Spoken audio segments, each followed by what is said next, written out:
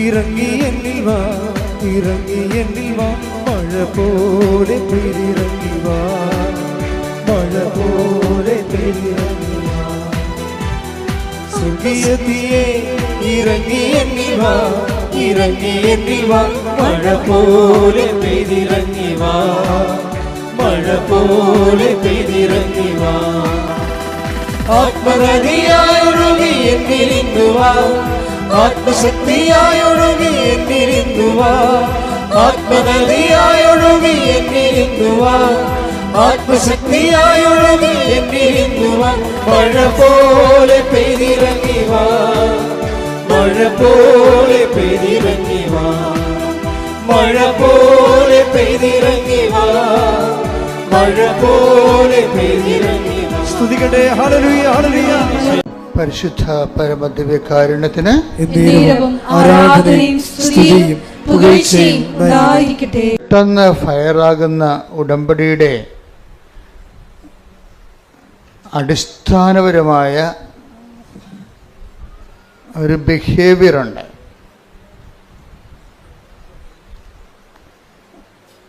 ഉടമ്പടിയുടെ പെട്ടെന്ന് ഫയറാകുന്ന, പെട്ടെന്ന് ദീപ്തമാകുന്ന ഉടമ്പടിക്ക്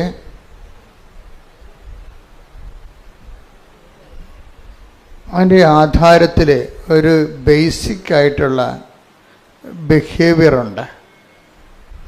ബിഹേവിയർ എന്ന് പറയുന്നത് എന്താണ്? പെരുമാറ്റം.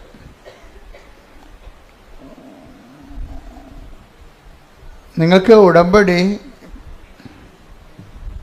പെട്ടെന്ന് ഉടമ്പടിയിലേക്ക് ചാലുവാകണമെങ്കിൽ ആദ്യം ഒന്ന് ശ്രദ്ധിക്കേണ്ട കാര്യം, ഉടമ്പടി വിഹിതമായ ഒരു പെരുമാറ്റം കരുപ്പിടിപ്പിക്കാൻ ശ്രദ്ധയുണ്ടാകണം, അറ്റൻഷൻ. സഭാപ്രസംഗിയാണ് 5:1. വായിച്ചോളൂ. ശ്രദ്ധിക്കട്ടെ. ഹല്ലേലൂയ, ഹല്ലേലൂയ, ഹല്ലേലൂയ, ഹല്ലേലൂയ. സഭാപ്രസംഗകൻ 5:1. ദേവാലയത്തിലേക്ക് പോകുമ്പോൾ, ദേവാലയത്തിലേക്ക് പോകുമ്പോൾ സൂക്ഷ്മതയുള്ളവനായിരിക്കുക, സൂക്ഷ്മതയുള്ളവനായിരിക്കുക. ശ്രദ്ധിച്ചു കേൾക്കാൻ, ശ്രദ്ധിച്ചു കേൾക്കാൻ. അടുത്തു ചെല്ലുന്നതാണ്, അടുത്തു ചെല്ലുന്നതാണ് വിഡ്ഢിയുടെ ബലിയർപ്പണത്തേക്കാൾ, വിഡ്ഢിയുടെ ബലിയർപ്പണത്തേക്കാൾ ഉത്തമം. ഉത്തമം. കാര്യം അറിയാതെ ആചാരങ്ങൾ കാണിക്കുന്നതാണ് വിഡ്ഢിയുടെ ബലിയർപ്പണം എന്ന് പറയുന്നത്. കാര്യം അറിയാൻ പാടില്ലാതെ അനുഷ്ഠാനങ്ങൾ കൂടിക്കൊണ്ടിരിക്കും. അതാണ് പറയണത്. ഒന്നൊരു വായിച്ച ഭാഗം. ദേവാലയത്തിലേക്ക് പോകുമ്പോൾ, ദേവാലയത്തിലേക്ക് പോകുമ്പോൾ സൂക്ഷ്മതയുള്ളവനായിരിക്കുക, സൂക്ഷ്മതയുള്ളവനായിരിക്കുക. ശ്രദ്ധിച്ചു കേൾക്കാൻ, ശ്രദ്ധിച്ചു കേൾക്കാൻ. അടുത്തു ചെല്ലുന്നതാണ്, അടുത്തു ചെല്ലുന്നതാണ് വിഡ്ഢിയുടെ ബലിയർപ്പണത്തേക്കാൾ ഉത്തമം, വിഡ്ഢിയുടെ ബലിയർപ്പണത്തേക്കാൾ ഉത്തമം. കാര്യം അറിയാതെ അനുഷ്ഠാനങ്ങളും ആചാരങ്ങളും പങ്കെടുക്കുന്നത് വിഡ്ഢിത്തമാണ്. അവരുടെ അത്തരം കാര്യം അറിയാതെയുള്ള ഇടപാടുകളേക്കാൾ നല്ലത് ശ്രദ്ധിച്ച് കേൾക്കാൻ അടുത്ത് ചെല്ലുന്നതാണ്. അപ്പോൾ തുടങ്ങിയത് എങ്ങനെയാണ്? ദേവാലയത്തിലേക്ക് പോകുമ്പോൾ നമ്മൾ ദേവാലയത്തിൽ വന്നിരിക്കുന്നതിൻ്റെ ഉദ്ദേശം എന്താണ്? കഴിഞ്ഞ ദിവസങ്ങളിൽ ഇവിടെ ജോജി എന്നും പറഞ്ഞുള്ള ഒരു മകൻ്റെ, തൃശ്ശൂർക്കാരനാണ്, അവൻ്റെ സാക്ഷ്യം ഉണ്ടായിരുന്നു. അത് ഇത്തിരി മുതിർന്ന ആളാണ്, അവനെന്ന് പറയാൻ പറ്റത്തില്ല, ഇത്തിരി പാകതയുള്ള കുടുംബനാഥനാണ്. കാരണം എനിക്കിഷ്ടപ്പെട്ടത് അദ്ദേഹത്തിൻ്റെ സ്പിരിച്വൽ മെച്യൂരിറ്റിയാണ്. അതാണ് ബിഹേവിയർ എന്ന് ഞാൻ പറഞ്ഞതിൻ്റെ കാര്യം. ബിഹേവിയർ എന്ന് പറയത്തില്ലേ, നിങ്ങളുടെ പെരുമാറ്റം കാണുമ്പോൾ നിങ്ങൾ സൂക്ഷ്മതയുള്ളവരാണെന്ന് ദൈവത്തിന് തോന്നണം. സൂക്ഷ്മത, അതായത് ഭയങ്കര, അതായത് എനിക്ക് ഉടമ്പടി എടുത്തിട്ട് ഒരു 3 മാസം ഉടമ്പടി എടുത്ത് കഴിഞ്ഞിട്ടും പ്രത്യേക അടയാളമൊന്നും കിട്ടിയില്ല എന്ന് ആരെങ്കിലും പറയണമെങ്കിൽ എൻ്റെ അടുത്ത് വന്ന് പറയണപ്പോൾ നിങ്ങളിനി ഇത് ഇവിടെ വരേണ്ട കാര്യമില്ലെന്ന് പറയും. എന്താ ഞാൻ പറയത്തുള്ളൂ? വരേണ്ട കാര്യമില്ല. നിങ്ങൾക്ക് കഥ അറിയാതെ ആട്ടം കാണുകയാണ്. എന്തൊക്കെ എഴുതി കൊണ്ടുവന്ന് കെട്ടിത്താത്തുമ്പോൾ എന്തോ സംഭവം നടക്കുമെന്ന് വിചാരിച്ചതിൻ്റെ വിട്ടുവേഷം കെട്ടുകയാണ്. അങ്ങനെ വിട്ടുവേഷം കെട്ടാൻ്റെ സ്ഥലമല്ല ഇത്. ഇത് സത്യമായ ദൈവത്തെ ജീവിതം കൊണ്ട് അന്വേഷിക്കുന്നതാണ്. നിങ്ങൾക്ക് നിങ്ങളുടേതായിട്ട് കുറച്ച് പ്രശ്നങ്ങളുണ്ടാകും. നിങ്ങൾക്കറിയാമല്ലോ, ഈ സ്ഥലം ലോകത്ത് ഏറ്റവും കൂടുതൽ പ്രശ്നങ്ങൾ മനുഷ്യൻ അതിജീവിച്ചൊരു സ്ഥലമാണ്. ഏറ്റവും കൂടുതൽ പ്രശ്നങ്ങളെ മനുഷ്യൻ ദൈവത്തിൻ്റെ കൂടെ നിന്നുകൊണ്ട് അതിജീവിച്ച സ്ഥലമാണ്. അപ്പം അങ്ങനെ ഒരു സ്ഥലത്ത് വരുമ്പോൾ നമുക്ക് ആ ഒരു ബോധമാണ് വേണ്ടത്. ഇപ്പോൾ സഭാപ്രസംഗി 5:1 ദേവാലയത്തിലൂടെ ചെല്ലുമ്പോൾ സൂക്ഷ്മതയുള്ളവനാണെന്ന് പറയുമ്പോൾ ആ സൂക്ഷ്മതയ്ക്കുള്ള അർത്ഥം എന്താണ്? പല അർത്ഥങ്ങളുണ്ട്. ശ്രദ്ധ എന്നുള്ള അർത്ഥമാണ് അറ്റൻഷൻ. അതിൻ്റെ കൂടെ ഉള്ളൊരു വ്യാഖ്യാനമായിട്ട് വരുന്നുണ്ട്. അതായത് വിഡ്ഢിയുടെ ബലിയർപ്പണത്തെക്കാളും കാര്യങ്ങൾ അറിയാതെ അഭ്യാസം കാണിക്കുന്നവരുടെ ആചാര അനുഷ്ഠാനങ്ങളെക്കാളും നല്ലത് ശ്രദ്ധിച്ച് കേൾക്കാൻ അടുത്ത് ചെല്ലണതാണ്. പറയുന്ന കാര്യങ്ങളെല്ലാം ശ്രദ്ധിക്കണം, അത് കേൾക്കണം. അത് കേട്ടാൽ മാത്രം പോരാ, അതിൽ നടപ്പിൽ വരുത്തണം. നമ്മൾ കേൾക്കണത് എന്തിനു വേണ്ടിയാണ്? ആ കാര്യം എക്സിക്യൂട്ട് ചെയ്യാനാണ്, നടപ്പിൽ വരുത്താനാണ്. ഞാനെന്താ ഇങ്ങനെ പറയണമെന്ന് വെച്ച് കഴിഞ്ഞാൽ, ഇപ്പോൾ ഇന്നലെ ഒരു വലിയമ്മച്ചി ഇവിടെ അച്ഛനെ കാണാൻ വന്നോട്ട് കൂട്ടത്തിലുണ്ടായിരുന്നു. ഞാനോട് പറഞ്ഞ് നിങ്ങളുടെ ഉടമ്പടി ഓക്കെ അല്ലെന്ന് പറഞ്ഞ്. എന്ന് വെച്ച് കഴിഞ്ഞാൽ അവർ അതൊരു എന്താണ്, എല്ലാവരും വന്ന് ഉടമ്പടി ചെയ്യുന്നു, അതനുസരിച്ചൊക്കെ അവർക്ക് പ്രാർത്ഥിക്കുകയൊക്കെ ചെയ്യുന്നുണ്ട്, തിരിയൊക്കെ കത്തിക്കുന്നുണ്ട്, രോഗികളൊക്കെ പോയി കാണുന്നുണ്ട്, അങ്ങനെ പത്രമൊക്കെ കൊടുക്കുന്നുണ്ട്, അതൊക്കെ ചെയ്യുന്നുണ്ട്. അപ്പം ഞാൻ പറഞ്ഞു നിങ്ങളുടെ ഉടമ്പടി ഓക്കെ അല്ലെന്ന് പറഞ്ഞു. എന്താ കാര്യം വെച്ച് കഴിഞ്ഞാൽ ഇവരിതൊക്കെ ഒരു അനുഷ്ഠാന ക്രമം പോലെ, അങ്ങനെ ചട്ടപ്പടി പ്രോഗ്രാം പോലെ പ്രോഗ്രാമായിട്ട് ചെയ്ത് മാറ്റുകയും, ഈ പ്രോഗ്രാം ക്രിസ്ത്യൻസിന് അല്ലെങ്കിൽ അങ്ങനെ പ്രോഗ്രാമായിട്ട് ഈ ഉടമ്പടി ഒരു പ്രോഗ്രാമായിട്ട് ചെയ്യുന്നത് ഇവർ അതായത് എല്ലെ കൊള്ളാത്തൊരു പരിപാടിയാണ്. അത് തൊലിപ്പുറത്തുള്ള പരിപാടിയാണ്. നമ്മളോട് എന്ത് പറഞ്ഞിരിക്കുന്നു അതിൻ്റെ പകുതി ചെയ്യും. ഇവിടുന്ന് എന്താണ് പറയണത്, അതെങ്ങനെ കുറക്കാവുന്ന ആൾക്കാർ നോക്കത്തുള്ളൂ അല്ലേ. പാലം കിടന്നാലും ചാടിപ്പോകാൻ സ്ഥലം കൊണ്ടുപോയി ആൾക്കാർ ചാടിയിലേ പോകത്തുള്ളവരല്ലേ. ഒരു ചെറിയ തോടാണെന്ന് വിചാരിച്ചു. മാർച്ച് ഏപ്രിൽ മാസത്തിലൊക്കെ വെള്ളം പറ്റിക്കഴിഞ്ഞാൽ പാലം ഉണ്ടാകും കൂടെ. പാലം കിടന്നാലും ആൾക്കാർ നോക്കണത് ചാടിയ കിടക്കാൻ പറ്റിയ വെള്ളമേ ഉള്ളെന്നുണ്ടെങ്കിൽ ചാടിക്കിടക്കും. പാലത്തിന് എങ്ങനെ കട്ട് ഷോട്ട് ചെയ്യാമെന്ന് നോക്കത്തുള്ളൂ. അത് ആൾക്കാരുടെ ബിഹേവിയറിലുള്ള ഒരു പ്രശ്നമാണ്. എങ്ങനെ പെട്ടെന്ന് ലളിതമായിട്ട് തീർക്കാൻ പറ്റുമെന്ന്. ഈ ഒരു ബിഹേവിയറിസം പെരുമാറ്റ ശൈലി ഉടമ്പടി കൊണ്ടുവന്നിട്ടുണ്ട്. ഉടമ്പടിയുടെ എങ്ങനെ ഉടമ്പടിയിൽ ചെറിയ രീതിയിലത് ശ്ലോകത്തിൽ കഴിക്കാൻ പറ്റുമെന്ന് നോക്കും.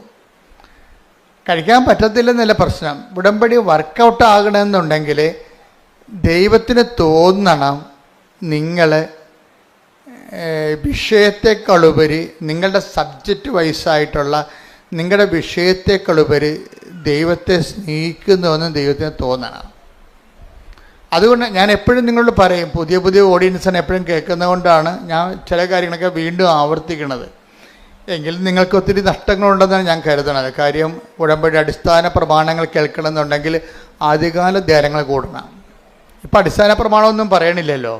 ഉടമ്പടി ഒത്തിരിയേറെ മച്ചുറായത് കാരണം ഈ ഗ്രോത്ത് റിട്രീറ്റുകളാണ് നടക്കുന്നത്. അതായത് 3 പുതുക്കിയവർക്ക് 4 പുതുക്കിയവർക്കുള്ള ക്ലാസ്സുകളാണ് ഇപ്പോൾ നടക്കുന്നത്. ആദ്യമായിട്ട് നമസ്തേ എന്നും പറഞ്ഞ് വന്ന് ഉടമ്പടി എടുക്കുന്നവർക്ക് വേണ്ട സംഭവങ്ങൾ ഇപ്പോൾ കിട്ടണില്ല. കാര്യം റിപ്പറ്റീഷൻ വരണതുകൊണ്ടാണ്. അതിപ്പോൾ നിങ്ങൾ പുതിയ ആൾക്കാരെന്താ ചെയ്യേണ്ടത്? പുതിയ ആൾക്കാർ പഴയ ധ്യാനങ്ങൾ കൂടണം. ഇതുമായിട്ട് രക്ഷപ്പെട്ടു പോകാൻ ഉദ്ദേശിക്കുന്നുണ്ടെങ്കിൽ പഴയ ധ്യാനങ്ങൾ കൂടണം. ഈ ഒരു കാലഘട്ടം എന്ന് പറയുന്നത് നല്ലൊരു കാലഘട്ടമാണ്. പണ്ട് പഴയ ധ്യാനങ്ങൾ കൂടണമെന്നൊക്കെ പറഞ്ഞു കഴിഞ്ഞാൽ ഒരു 10-20 കൊല്ലം മുമ്പ് പറഞ്ഞു കഴിഞ്ഞാൽ നിങ്ങൾ ഇവിടെ വരണം, അത് റെക്കോർഡ് ചെയ്ത് എടുത്തുകൊണ്ട് പോകണം, അത് പണ്ട് CD ആക്കണം, CD പ്ലെയറിലിട്ട് കേൾക്കണം. ഇപ്പം അങ്ങനെയൊന്നുമില്ല. ഇപ്പം മൊബൈലിൽ എല്ലാ സംഭവമുണ്ട്. സെക്കൻഡുകൾക്കുള്ളിൽ പഴയ ധ്യാനം കിട്ടും. അപ്പോൾ നമ്മൾക്ക് സംബന്ധിച്ചിടത്തോളം സാങ്കേതികത കാരണം ഒത്തിരി വളർന്ന കാരണം ഇത് വളരെ ഫെദർ ടച്ച് ഫിംഗർ ടച്ചിലായിട്ടുണ്ട്. ഇന്ന് തൊട്ടാൽ മതി കിട്ടും.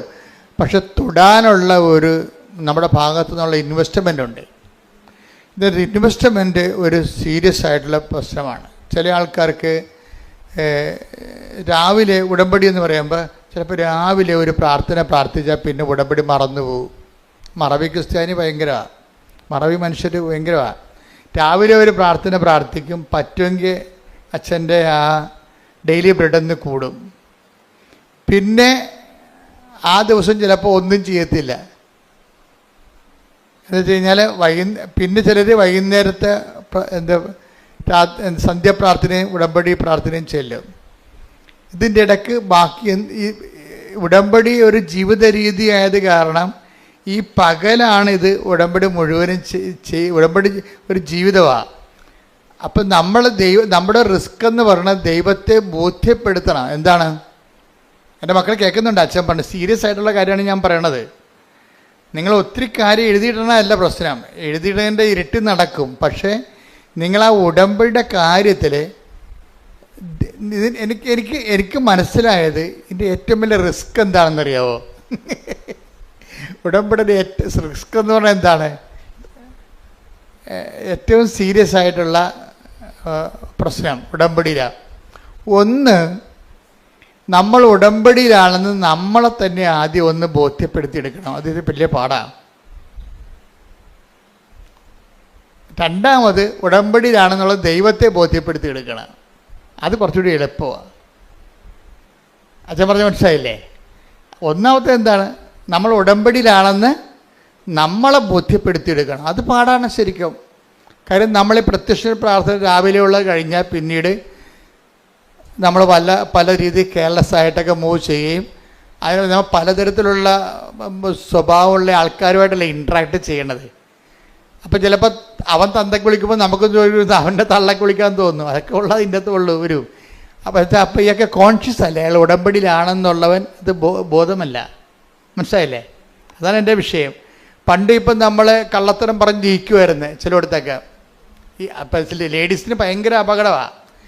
ലേഡീസിനുള്ള പ്രശ്നം വെച്ച് കഴിഞ്ഞാൽ, ഞാൻ ഇത്രയും നാൾ നിങ്ങൾ ലേഡീസാണെന്ന് പറഞ്ഞാൽ അച്ഛൻ അങ്ങനെ കുറ്റപ്പെടുത്തുന്ന പറയരുത്. പക്ഷെ നിങ്ങളുടെ രക്തത്തിലുള്ള സാധനം എന്നില്ല ഒരു സാധനം പുരുഷന്മാർക്ക് ഉണ്ടത്, പക്ഷെ ലേഡീസിന് കൂടുതലാണ്.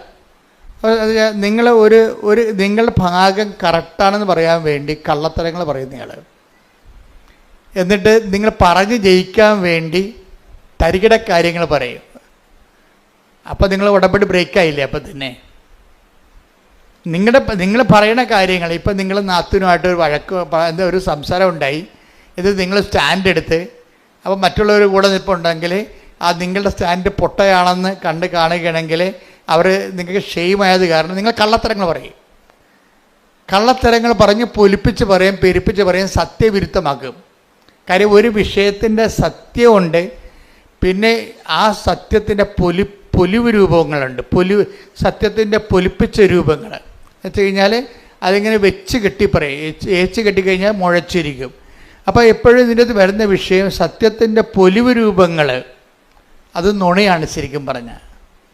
മനസ്സിലായില്ലേ? ഇല്ലാത്ത കാര്യം നമ്മുടെ സ്റ്റാൻഡ് ക്ലിയർ ചെയ്യാൻ വേണ്ടി ഉണ്ടാക്കി വലിപ്പത്തിൽ പറയും. അതെല്ലാം ലേഡീസിന് കുറേ പ്രശ്നങ്ങളുള്ളതാണ് ഇതിൻ്റെ അകത്ത്. നമ്മളറിയാതെ പോവുകയാണ് ശരിക്കും പറഞ്ഞാൽ. നമ്മളിങ്ങനെ ചെയ്യുമ്പോൾ തന്നെ സത്യം ബ്രേക്ക് ഡൗൺ ആകുന്നുണ്ടെന്നും അപ്പോൾ നമ്മൾ ഉടമ്പടി ബ്രേക്ക് ചെയ്യുന്നതോടെ നമുക്കറിയത്തില്ല. അപ്പം അതുകൊണ്ട് ആദ്യത്തെ റിസ്ക് എന്ന് പറഞ്ഞാൽ എന്താണ്? നമ്മൾ ഉടമ്പടിയിലാണെന്ന് നമ്മളെ തന്നെ ബോധ്യപ്പെടുത്തി എടുക്കുന്നതാണ് ആദ്യത്തെ റിസ്ക്. അത് ഒരു നല്ല പരിശീലനത്തിലൂടെ ഉണ്ടാകത്തുള്ളൂ. നല്ല പരിശീലനത്തിലൂടെ, അതായത് ഉടമ്പടി ഒരു ബോധമാണ് ശരിക്കും ആദ്യമേ. അതുകൊണ്ടാണ് സഭാപ്രസംഗം 5:1 പറയുന്നത് എന്താണ്? ദേവാലയത്തിലേക്ക് ചെല്ലുമ്പോൾ പറഞ്ഞ് ദേവാലയത്തിലേക്ക് ചെല്ലുമ്പോൾ നീ സൂക്ഷ്മതയുള്ളവനാവുക. അതൊരു ബോധമാണ്, കോൺഷ്യസ് ആണ്. ഇപ്പം പുതിയ ഉടമ്പടിക്കാരായാലും പുതുക്കിയ ഉടമ്പടിക്കാരായാലും എപ്പോഴും ഒരു കോൺഷ്യസ് ഫോം ചെയ്യണം. ഈ കോൺഷ്യസ് ഫോം ചെയ്യാൻ വേണ്ടിയാണ് ഉടമ്പടി കാശുരൂപം നെഞ്ചത്ത് കെട്ടി തന്നിരിക്കുന്നത്. പിടികിട്ടിയ? ഇനി കുറേ നേർച്ച വസ്തുക്കളുണ്ട് ഇതിൻ്റെ അകത്ത്. ഈ നേർച്ച വസ്തുക്കളുടെ എല്ലാ ഉപയോഗവും ഇതിലെ ഒരു കാരണം നിങ്ങൾ ഉടമ്പടിയിലാണെന്നുള്ള കാര്യം നിങ്ങളെ തന്നെ ബോധ്യപ്പെടുത്തിയെടുക്കേണ്ടതാണ്. അത് വിശ്വാസ പ്രയോഗത്തിനുള്ളതാണ് എല്ലാം. ഈ സംഭവങ്ങളെല്ലാം വളരെ ചിട്ടയായിട്ടും അടുക്കായിട്ടും ഭംഗിയായിട്ടും ചെയ്യുന്ന ഒത്തിരി പേരുണ്ട്. അവരുടെ സാക്ഷ്യങ്ങൾ കേൾക്കുമ്പോൾ നമ്മൾ ഞെട്ടുന്നതിൻ്റെ കാര്യം അതാ. കാര്യം ഉടമ്പടിയെ സംബന്ധിച്ചിടത്തോളം ഞാൻ എപ്പോഴും പറയും പക്കാ ഫോർമുലയാണെന്ന് പറയും. അതെന്താ, ഞാൻ അച്ഛനായിട്ട് 40 കൊല്ലമായല്ലോ. ഇത്രയും നാൾ പഠിക്കണ കാലത്ത് കൃത്യമായിട്ട് 10 കൊല്ലം കൃത്യമായിട്ട് പഠിച്ചിട്ടുണ്ട്. ഇന്നും പഠനം ഞാൻ നിർത്തിയിട്ടില്ല. ഒരു കാലത്തും ഞാൻ പഠനം നിർത്തിയിട്ടില്ല. എൻ്റെ മുറി മുഴുവൻ ബുക്കുകളാണ്. ലൈബ്രറി വേറെ ഉണ്ടാക്കി വെച്ചിട്ടുണ്ട് ഇവിടെ. എന്നിട്ട് ആയിരക്കണക്കിന് രൂപയുടെ പുസ്തകങ്ങൾ എല്ലാ കൊല്ലവും മേടിച്ചു കൂട്ടുകയും ചെയ്യും. പുതിയ പുതിയ കാര്യങ്ങൾ വരുമ്പോഴും പഠനങ്ങൾ വരുമ്പോഴും അതെല്ലാം ശ്രദ്ധിക്കുകയും അപ്ഡേഷൻ നടത്തുകയും ചെയ്യും. അതിങ്ങനെ മുഴുവൻ നിങ്ങൾക്കിങ്ങനെ കൊട്ടതേങ്ങ പോലെ ഞാൻ എഴുതി പൂളി തരത്തില്ല. അതിനെ അസിമുലേറ്റ് ചെയ്തിട്ട് അതിൻ്റെ സത്യാവശങ്ങൾ പരിശോധിക്കും. അപ്പോൾ ഒരു നിരന്തര പഠനത്തിലാണ്. ഈ ഒരു തീഷ്ണത നിങ്ങളുടെ ഭാഗത്തുനിന്ന് ഉണ്ടാകണം. ഉടമ്പടിയിലൂടെ നിങ്ങൾ ജീവിക്കുകയും പഠിക്കുകയും ചെയ്യാൻ.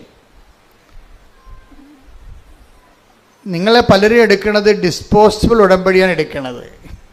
ഡിസ്പോസിബിൾ ഉടമ്പടി, ഡിസ്പോസിബിൾ ഗ്ലാസ് ഇല്ലേ, ഇപ്പം നിരോധിച്ചിട്ടുണ്ട് ഗവൺമെൻറ് അല്ലേ. ഇപ്പം നിരോധിച്ച ഡിസ്പോസിബിൾ ഗ്ലാസ്, അത് കാപ്പി കുടിച്ചിട്ട് ഗ്ലാസ് എടുത്ത് എറിഞ്ഞ് ഡിസ്പോസ് ചെയ്ത് കളയും. അത് പല ആൾക്കാരും വഴിയിലാണ് കളയുന്നത്. ഇതുപോലെ തന്നെ ഡിസ്പോസിബിൾ ഉടമ്പടി എടുത്തിട്ടുണ്ട് കുറേ ആൾക്കാർ. എന്ന് വെച്ച് കഴിഞ്ഞാൽ അതിൻ്റെ അകത്ത് നിങ്ങളുടെ IELTS മറ്റേ PR മാത്രം എടുത്തിട്ട് ഉടമ്പടി കളയും. ഡിസ്പോസിബിൾ ഉടമ്പടി പുതിയ അങ്ങനെ കുറേ അവതാരങ്ങളുണ്ട്. ഭയങ്കര മുതലുകളല്ല വന്നത്, ഉടമ്പടി വന്നതല്ലേ. എന്നുവെച്ചാൽ ഡിസ്പോസിബിൾ ഉടമ്പടി എന്ന് വെച്ച് കഴിഞ്ഞാൽ അവർക്ക് ആവശ്യമായ അവിടെ ഇപ്പം പരീക്ഷ റിസൾട്ട് വരാൻ പോകുന്നു. റിസൾട്ട് വന്നു കഴിഞ്ഞു, ശരി, അവർക്ക് റാങ്ക് കിട്ടി, യേശുവേ സ്തോത്രം, യേശുവേ നന്ദി, ബാക്കി ഉടമ്പടി കളയും. ആ റിസൾട്ട് മാത്രം എടുക്കും. ചായ കുടിച്ചൊരു ഗ്ലാസ് കളയും. അതാണ് ഡിസ്പോസിബിൾ ഉടമ്പടി എന്നും. ഇതിൻ്റെ വിഷയമെന്ന് പറയണത് ഉടമ്പടി ഡിസ്പോസ് ചെയ്യാൻ പറ്റത്തില്ല. കാര്യം എന്താണ്, നിങ്ങൾ ഡിസ്പോസ് ചെയ്താലും കടമായിട്ട് നിൽക്കും. അത് കാര്യം എന്താണ്, ഉടമ്പടി ചെയ്യണത് മാറ്റമില്ലാത്ത ഒരാളുമായിട്ടാണ് ഉടമ്പടി ചെയ്യണത്. അപ്പനും അമ്മയാണെന്ന് പറഞ്ഞാലും മരിക്കുമ്പോൾ തീരും. ഇത് തീരത്തില്ല. അപ്പനും അമ്മയാണെന്ന് മരിക്കുമ്പോൾ തീരുമല്ല. മരിക്കുമ്പോൾ തീരുമെന്നുള്ള കാര്യം നിങ്ങൾ പറയൂ, മരിക്കുമ്പോൾ തീരത്തില്ല അച്ഛാ. അപ്പം മരിച്ചതിൻ്റെ ഓർമ്മ ഇപ്പോഴും ഉണ്ടാവും. ശരി, പക്ഷേ ആത്മക്കാണ്ട ദിവസമൊന്നും ചെല്ലാം സെമിത്തേരി. ഒരു പൂച്ചക്കളിയും കാണത്തില്ല, പിറ വർദ്ധിക്കുക. ഒരു സ്വർഗസ്ഥനായ പിതാവ് എല്ലാം കാണത്തില്ല. അത് ഈ വെറുതെ ഈ അഭ്യാസം 30-നും കുഴിയാഴ്ചയ്ക്കും 41-നൊക്കെ വെറുതെ മോങ്ങണാണേ. അതെനിക്കറിയാം. ഞാൻ കാരണം അത് മൈൻഡ് ചെയ്യത്തില്ല. എത്ര കരഞ്ഞാലും ഞാൻ മൈൻഡ് ചെയ്യത്തില്ല. എനിക്കറിയാം ഈ അഭ്യാസമൊക്കെ 6 മാസത്തേക്ക് ഉള്ളെന്ന്. പിന്നെ അപ്പൻ്റെ മരിച്ചതിന് ഡേറ്റ് പോലും മറന്നു പോകും. ഇപ്പം വിളിച്ചു ചോദിച്ചാൽ അത് ഓരോരുത്തരും വിളിച്ചു, എൻ്റെ അപ്പൻ എന്നാ മരിച്ചു ചോദിച്ചാൽ ഡേറ്റ് അത് ഏത് വർഷമാണ് മരിച്ച് അറിയാൻ പോലെ. പക്ഷെ അങ്ങനെ ഒരു ഡിസ്പോസിബിൾ ആളുമായിട്ടും അല്ല. അപ്പം വരെ ഇപ്പം ഡിസ്പോസിബിൾ ആണെന്ന് മനസ്സിലായില്ലേ, കളഞ്ഞു, ഓർമ്മ പോലും പോയി, മരിച്ചത് എന്നാന്ന് പോലും അറിയാൻ പറ്റില്ല. അങ്ങനെ ഒരാളുമായിട്ടല്ല നമ്മൾ ഉടമ്പടി എടുത്തിരിക്കുന്നത്. അതുകൊണ്ടാണ് മാറ്റമില്ല എന്ന് ഈശോ ഇടയ്ക്കിടയ്ക്ക് പറഞ്ഞുകൊണ്ടിരിക്കും. ആകാശവും ഭൂമിയും കടന്നു പോട്ടെ, സ്തുതിക്കട്ടെ, ഹല്ലേലൂയ. മത്തായി 24:35. ആകാശവും ഭൂമിയും കടന്നു പോകും. ആകാശവും പറഞ്ഞ് ആകാശവും ഭൂമിയും കടന്നു പോകും. എന്നാൽ എന്റെ വചനങ്ങൾ കടന്നു പോവുകയില്ല. അപ്പോൾ വചനങ്ങൾ കടന്നു പോകുകയില്ല എന്ന് പറയുമ്പോൾ കർത്താവ് അവൻ പറയണ പോലെ നമ്മൾ ചെയ്തോളാം എന്നാണ് പറഞ്ഞിരിക്കണേ. എപ്പോഴും മനസ്സിലാക്കേണ്ട ഒരു വിഷയം എന്ന് വെച്ച് കഴിഞ്ഞാൽ കർത്താവിൻ്റെ മാറ്റമില്ലാത്തവനുമായിട്ടാണ് നമ്മൾ ഉടമ്പടി എടുത്തിരിക്കുന്നത്. അപ്പോൾ നമ്മുടെ വിഷയങ്ങൾ മാറിയാലും ഉടമ്പടി ജീവിതത്തിന് പിന്നെയും നിലനിൽപ്പും പ്രസക്തിയും ഉണ്ട്. ദൈവത്തോടാണ് നമ്മൾ ഉടമ്പടി ചെയ്തിരിക്കണം എന്നുള്ളൊരു ബോധമാണ്. ഈ ദേവാലയത്തിലേക്ക് പോകുമ്പോൾ സൂക്ഷ്മതയുള്ളവനാകണമെന്ന് പറയുമ്പോൾ ആ സൂക്ഷ്മത എന്ന് പറയണത് ഒരു ബോധമാണ്. എന്താണ് ബോധം? അതിൽ ഒന്നാമത്തെ ബോധം എന്താണ്? ഞാൻ ദൈവത്തോടാണ് ഉടമ്പടി എടുത്തിരിക്കുന്നത്. അത് ഡിസ്പോസിബിൾ അല്ല. ഇത് എന്നെ പറഞ്ഞ് പഠിപ്പിക്കണം തന്നെത്താൻ. അതാണ് പറയണത് ഉടമ്പടി എന്ന് പറയണത്. എൻ്റെ റിസ്കിൽ ഒന്നാമത്തെ കാര്യം എന്താണ്? ഞാൻ ഉടമ്പടിയിലാണെന്ന് തന്നെ പറഞ്ഞ് പഠിപ്പിക്കുന്നതാണ് എൻ്റെ ഒന്നാമത്തെ റിസ്ക്. ഒന്ന് പറഞ്ഞ് ഞാൻ ഉടമ്പടിയിലാണെന്നൊന്ന് ആവർത്തിച്ച് പറഞ്ഞ് ഞാൻ ഉടമ്പടിയിലാണ്, ഞാൻ ഉടമ്പടിയിലാണ്, ഞാൻ ഉടമ്പടിയിലാണ്, ഞാൻ ഉടമ്പടിയിലാണ്. Okay, praise the lord. Praise the lord. അപ്പോൾ ഇത് ഇടയ്ക്ക് എല്ലാ ദിവസവും ഒന്ന് പറയണത് നല്ലതായിരിക്കും കേട്ടോ. പ്രത്യേകിച്ച് നിങ്ങൾ കാത്തലിക്സ് കുമ്പസാരിക്കുമ്പോൾ എവിടെയാണ് ഈ ഉടമ്പടി ദിവസങ്ങളിൽ കാര്യം ഒരു അവിശുദ്ധമായൊരു വ്യക്തിയുമായിട്ട് ദൈവത്തിന് ഉടമ്പടി നിലനിൽക്കാൻ പാടായിരിക്കും. മനസ്സിലായില്ലേ? അതുകൊണ്ടാണ് എബ്രാഹത്തിനോട് പറഞ്ഞത്. എന്താണ് എബ്രാഹത്തിനോട് എന്താ ദൈവം പറഞ്ഞത്? ഇത് പഴയ ധ്യാനത്തിൽ നിന്ന് എടുത്ത് പറയണേ കേട്ടോ. അത് പറഞ്ഞെടുത്ത് 17:1 എടുത്ത് ശ്രുതികട്ടെ. ഹല്ലേലൂയ. ഉൽപ്പത്തി 17:1. ഉൽപ്പത്തി 17:1. അബ്രാമിന് 99 വയസ്സായപ്പോൾ കർത്താവ് പ്രത്യക്ഷപ്പെട്ട് അവനോട് അരുൾ ചെയ്തു, സർവശക്തനായ ദൈവമാണ് ഞാൻ, എന്റെ മുമ്പിൽ വ്യാപരിക്കുക, കുറ്റമറ്റവനായി വർത്തിക്കുക. Praise the lord. അതായത് ബൈബിളിൻ്റെ ഒരു പ്രശ്നം എന്ന് പറയണത് ഈ മനുഷ്യനെ നിരായുധീകരിക്കും. അതാണ് ഒരു പ്രശ്നം. ബൈബിളിൻ്റെ ഏറ്റവും രൂക്ഷമായ ഒരു പ്രശ്നമാണത്. നിരായുധീകരിക്കുമ്പോൾ എന്നാ പറ്റുക കഴിഞ്ഞാൽ ആയുധം കൊണ്ടുള്ള കളികളെല്ലാം ദൈവത്തിൻ്റെ ഭാഗത്തേക്ക് നമുക്ക് കൈമാറും. ഇത് അറിഞ്ഞിട്ട് വേണം ബൈബിളുമായിട്ട് ജീവിക്കാൻ തുടങ്ങാൻ. എന്നുവെച്ച് കഴിഞ്ഞാൽ ചില സമയത്ത് ആയുധം വെച്ചുള്ള കളികളുണ്ടാകുമല്ലോ ജീവിതത്തിലൊക്കെ. അതിർത്തി തർക്കം, അടിപിടി, ആക്രമണങ്ങളൊക്കെ ഉണ്ടായത്. ഇങ്ങനെയുള്ള ചില ബലപരീക്ഷണങ്ങളൊക്കെ ജീവിതത്തിൽ വരും. ഇപ്പം ഞങ്ങളൊക്കെ ഇവിടം വരെ ഈ ശുശ്രൂഷ വരെ എത്തുമ്പോൾ എന്താ അതിനുള്ളിൽ ബലപരീക്ഷണങ്ങളുടെ ഒത്തിരിയേറെ ചാൻസുകളുണ്ടാവും. നമ്മളെന്നാ ചെയ്യും? ഈ ബലപരീക്ഷണങ്ങളെ നാട്ടുകാരെ പോലെ കിടന്നുകൊണ്ട് ബഹളം ഉണ്ടാക്കാനോ അടിപിടി ഉണ്ടാക്കാനോ നിൽക്കുക ഇല്ല. ആ ഫയല് മാതാവ് വഴി ഈശോയ്ക്ക് അങ്ങോട്ട് കൈമാറും. ഞങ്ങൾക്കറിയാം ഇതൊക്കെ ഒപ്പിടുമെന്ന്. കാര്യം ഇവരെ ഏൽപ്പിച്ചിരിക്കുന്നത് ബലപരീക്ഷണത്തിനാണ്. സാത്താൻ്റെ തല തകർക്കാൻ വേണ്ടി ദൈവം സൃഷ്ടിച്ച സംഭവമാണ്.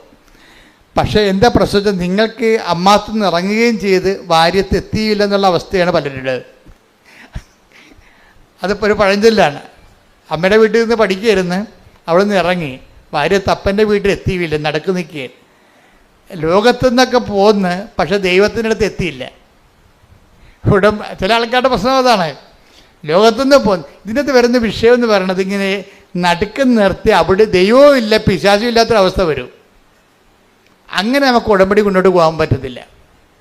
ഉടമ്പടിയെ സംബന്ധിച്ചിടത്തോളം ഉടമ്പടി എപ്പോഴും ഒരു നിലപാട് ജീവിതമാണ്. ദൈവത്തിൻ്റെ കൂടെയാണെങ്കിൽ ദൈവത്തിൻ്റെ കൂടെ തന്നെ. അപ്പം നമ്മളെന്താണ് ചെയ്യേണ്ടത്? നമ്മളെപ്പോഴും വിജിലൻ്റ് ആയിരിക്കും. എന്താണ്? ഞങ്ങളെ പ്രലോഭനത്തിൽ ഉൾപ്പെടുത്തരുത്, പണിയുണ്ടാക്കരുതെന്ന് എൻ്റെ അർത്ഥം. കർത്താവ് പഠിപ്പിച്ച പ്രാർത്ഥനയാണ്. ദൈവത്തിൻ്റെ പക്ഷം ചേരാൻ പത്രോസിന് വാളെടുക്കാനുള്ള അവസരങ്ങൾ ഉണ്ടായിരുന്നു. പത്രോസ് വാളെടുക്കുകയും ചെയ്ത്. അത് കർത്താവിനെ തന്നെ രക്ഷിക്കാൻ വേണ്ടിയാണ് വാളെടുത്തത്. പക്ഷെ കർത്താവ് പറഞ്ഞ് അങ്ങനെ നീ വാളെടുത്ത് എന്നെ രക്ഷിക്കണ്ട എന്ന് പറഞ്ഞ്. അതാണ് സംഭവം. ഇപ്പം വാൾ ഉറയിലിട്ടിട്ട് അവൻ മാറി നിന്ന് അത് പറഞ്ഞ് ഇപ്പം പിതാവിൻ്റെ സമയമാണ് എന്ന് പറയും. ഇപ്പം നീ എന്നെ ഇങ്ങനെ രക്ഷിച്ചിട്ടും വലിയ കാര്യമില്ല, ഇപ്പം ഇത് ക്ലേശങ്ങളുടെ സമയമാണ്. അപ്പോൾ ഈശോ എന്താ പ്രാർത്ഥിക്കണത്? പിതാവേ, അങ്ങേ പുത്രനെ മഹത്വപ്പെടുത്തണമേ. അതാണ് വിഷയം. അതിനെല്ലാം സമീപനങ്ങളുണ്ട്. സുവിശേഷം കരുത്താർന്നൊരു സമീപനമാണ്. നമ്മളെ വിശുദ്ധിയോടെ തുടരുകയും ചെയ്യണം, അതേസമയം തന്നെ പ്രലോഭനങ്ങളെ അതിജീവിക്കണം. അതേസമയം നമുക്കെതിരെ വരുന്ന ബലപരീക്ഷണങ്ങൾക്ക് ദൈവത്തെ കക്ഷി ചേർക്കുകയും ചെയ്യണം. വളരെ തന്ത്രപരമായൊരു ജീവിതമാണിത്. തന്ത്രപരമായ ജീവിതമാണ്. അത് യേശു ജീവിച്ച് തീർത്ത ഒരു ജീവിതമാണ്. ഇതിന് നമുക്ക് മൊത്തം അനുകരിക്കാൻ പറ്റുമോ എന്ന് ചോദിച്ചു കഴിഞ്ഞാൽ നമുക്ക് ഓരോ മനുഷ്യനും അതിൻ്റെതായിട്ടുള്ള പരിമിതികളുണ്ടെങ്കിലും നമ്മുടെ ഭാഗത്തുനിന്ന് ഒരു സുവിശേഷ വിഹിതമായി ജീവിക്കണം എന്നുള്ള ബോധം ഉണ്ടാകണം. അപ്പം അങ്ങനെ നീ സുവിശേഷ വിഹിതമായി ജീവിക്കണം എന്ന് ഇപ്പം നിൻ്റെ ഉടമ്പടിയിലെ ഉദ്ദേശം നിൻ്റെ കടങ്ങൾ മാറണമെന്നല്ലേ? അല്ലെങ്കിൽ കച്ചവടം നടക്കണമെന്നാണ് ഉദ്ദേശം, അല്ലെങ്കിൽ കടങ്ങൾ മാറണം. ഇപ്പം ഈ ജോജിയുടെ സാക്ഷി എന്താണെന്നറിയാവോ? ജോജിയുടെ ഒന്നാമത്തെ വിഷയം എന്ന് വെച്ചാൽ ജോജി ഒരു ഹോൾസെയിൽ കട നടത്തിക്കൊണ്ടിരിക്കുകയാണ്, വാടക നടത്തിക്കൊണ്ടിരിക്കുകയാണ്. 15 ലക്ഷം രൂപയുടെ സാധനം അതിൻ്റെ അകത്തുണ്ട്. 15 ലക്ഷം രൂപയുടെ സാധനം അതിൻ്റെ അകത്തുണ്ട്. പക്ഷെ പെട്ടെന്നൊരു പ്രശ്നം ഉണ്ടായി. എന്താ പ്രശ്നം ഉണ്ടായത്? എല്ലാ കടക്കാർക്കും ഉണ്ടായിക്കോണം ആ പ്രശ്നം. കാര്യം കടകളും അതുപോലെയുള്ള വിഷയങ്ങളുമെല്ലാം ലോകത്ത് ഭയങ്കരമായിട്ടുള്ള ഗതിവ്യതിയാനങ്ങൾ ഉണ്ടാകണില്ലേ?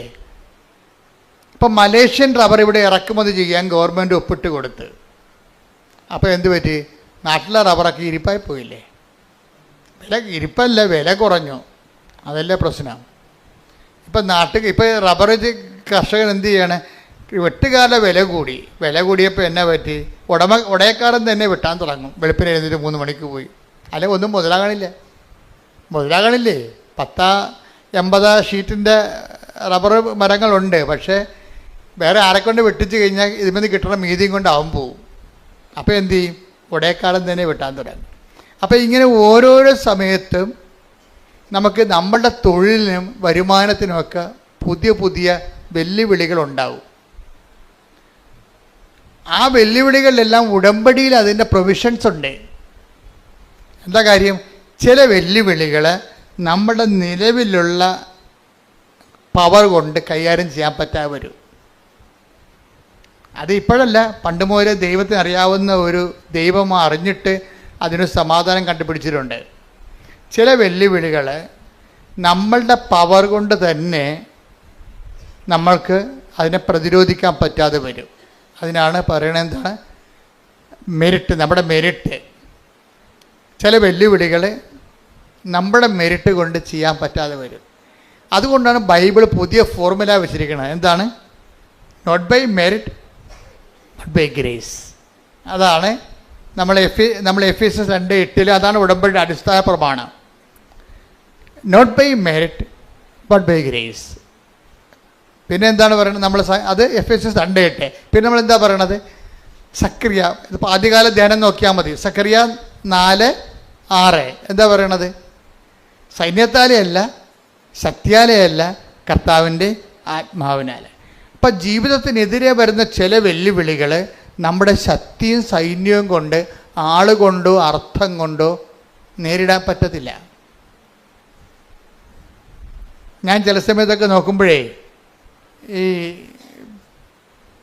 ചില പെരുമ്പാമ്പൊക്കെ കഴിഞ്ഞ ദിവസങ്ങളിൽ ഞാനൊരു വീഡിയോ എൻ്റെ ശ്രദ്ധയിൽ കണ്ടോ. അതായത് എന്തോ സീരിയസ് ആയിട്ടുള്ള കാര്യം നോക്കേണ്ട സമയത്ത് വേറൊരു വീഡിയോ കയറി വന്നു. എന്ന് വെച്ച് കഴിഞ്ഞാൽ ഒരു ഒരു പട്ടി ഇങ്ങനെ വായിൽ ഇങ്ങനെ വാ പൊളിച്ചുകൊണ്ട് അതിൻ്റെ നാക്കൊക്കെ നീട്ടിക്കൊണ്ട് ഇങ്ങനെ കിതച്ചുകൊണ്ട് ഒരു ആമയുടെ അടുത്ത് നിൽക്കുകയാണ്. കുഞ്ഞാമ അല്ലെങ്കിൽ നടത്ത്. അപ്പോൾ ഈ പട്ടി നാക്ക് നീട്ടിക്കൊണ്ട് നിൽക്കുന്ന സംഭവം ആമ എന്തോ അനങ്ങണ പോലെ കണ്ട് ആമ അതിൻ്റെ തോട്ടിൽ നിന്ന് തല വലിച്ച് പുറത്തിട്ടിട്ട് പട്ടിയുടെ നാക്കെ കയറി കടിച്ചവരോട് പട്ടി കിടന്ന് കാറിയിട്ട് പട്ടി പെടുന്ന പാട്. ഒരു കുഞ്ഞാമ കടിച്ചിട്ട് അവൻ കാറിയിട്ട് അതിനെ ആമയുണ്ടെങ്കിൽ പട്ടിയുടെ നാക്കൊന്നും കടി വിടണില്ല. ഒരു പ്രത്യേക സിറ്റുവേഷൻസ് എന്ന് ഈ ജീവിതത്തിൽ ഇതുപോലെ നമ്മൾക്ക് നിസ്സാരമാകുന്ന വിഷയങ്ങൾ കയറി നമ്മളെ വല്ലാതെ അങ്ങോട്ട് പിടിക്കും. ഒരു ആമയാണെന്ന് പറഞ്ഞാൽ പക്ഷേ ആമ കടിവിട്ടിട്ടല്ല പട്ടിക്ക് പോകാൻ പറ്റത്തുള്ളൂ. അപ്പോൾ നമ്മൾ നിസ്സാരമല്ലെന്നാണ് പട്ടിയും കണ്ടത്. അതാണ് എൻ്റെ വായിട്ടെന്നൊക്കെ എൻ്റെ പോയി നിന്നത്. പക്ഷേ അത് കയറി പിടിച്ച്. ഇതുപോലെ നിസ്സാര പ്രശ്നങ്ങളും നമ്മളെ വല്ലാണ്ട് രീതിയിൽ ബാധിക്കും.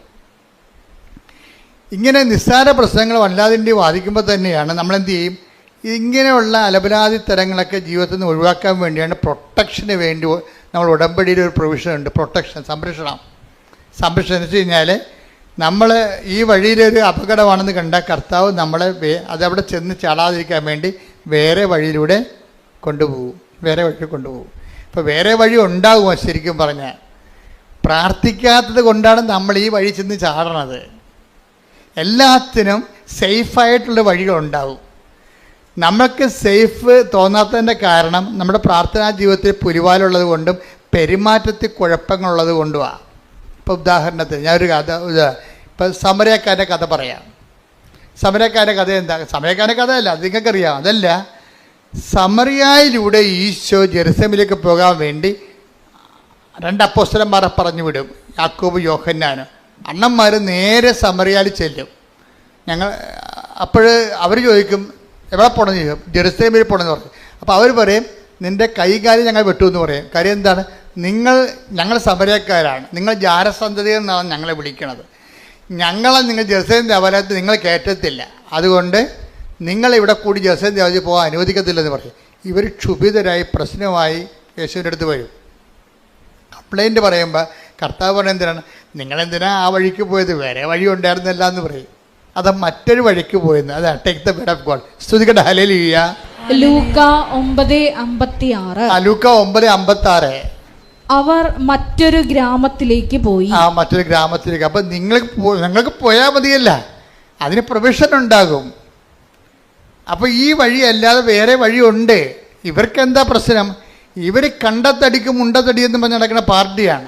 അവർക്ക് അവരുടെ തല തീയും എന്താ ഉടമ്പടിയൊക്കെ എടുത്ത് കർത്താവിൻ്റെ കൂടെ ഉടമ്പടി ജീവിതമാണെങ്കിലും കൈയിരിപ്പിത്തിരി മോശമാണ്. അവിടെ പ്രശ്നമേ. ഈ അപ്പോസ്തലന്മാരല്ലേ, അപ്പോസ്തലന്മാർ കർത്താവിൻ്റെ കൂടെ ജീവിച്ചുകൊണ്ട് ഫോർമാറ്റ് ചെയ്തുകൊണ്ട് ജീവിക്കണമല്ല. പക്ഷേ യവന്മാരുടെ കൈയിരിക്കണത് ശത്രുക്കളുടെ തലയിൽ തീയും ഗന്ധകവും വീഴണമെന്നുള്ള ആഗ്രഹക്കാരാണ്. ഉടമ്പടിയൊക്കെയാണ് കാര്യം ശരി, പക്ഷേ നമ്മളെ തൊട്ട് കഴിഞ്ഞാൽ അവൻ്റെ തല തെറിക്കണമെന്നുള്ള മെൻറ്റാലിറ്റി ഉള്ള ആൾക്കാരാണ്. ഈ മെൻറ്റാലിറ്റിയുമായിട്ട് കർത്താവിൻ്റെ കൂടെ ജീവിക്കാൻ പാടാണ്. ഉടമ്പടി ജീവിതം മുന്നോട്ട് പോകത്തില്ല. അതുകൊണ്ട് അവരിൽ തന്നെയുള്ള വിഷമൊക്കെ പുറത്ത് ചാടിച്ചിട്ട് താണ് ഇവരെ ക്ലീൻ ചെയ്തെടുക്കണേ കർത്താവ്. ഇപ്പോൾ ഇഷ്യൂസ് ഉണ്ടാകുമ്പോൾ ഓർക്കുക, നിങ്ങളുടെ കയ്യിൽ എന്തോ കുഴപ്പമുണ്ടെന്ന് അതിൻ്റെ അർത്ഥം. അവൻ്റെ കുഴപ്പമുണ്ടെന്നല്ല പ്രശ്നം. ബൈബിളിൽ കാണിക്കുന്ന രീതികൾ വ്യത്യാസമുണ്ട്. നിങ്ങളുടെ ജീവിതത്തിലെ കുടുംബത്തിലെ അയൽവാസികളുമായിട്ട് പ്രശ്നങ്ങളുണ്ടെങ്കിൽ അതിൻ്റെ അർത്ഥം അവർക്ക് പ്രശ്നമുണ്ടെന്നല്ല, നിങ്ങൾക്കെന്തോ പ്രശ്നമുള്ളതായിട്ട് ദൈവത്തിന് തോന്നണം. നിങ്ങളുടെ കൈ ഇരിക്കുന്നത് നാട്ടുകാരുടെ തലയെ തീയും ഗന്ധകവും വീഴാൻ വേണ്ടിയാണ് നിങ്ങൾ നിലകൊള്ളേണ്ടത്. ക്രിസ്തുവിനെ കൂടെ നടക്കുന്നത്.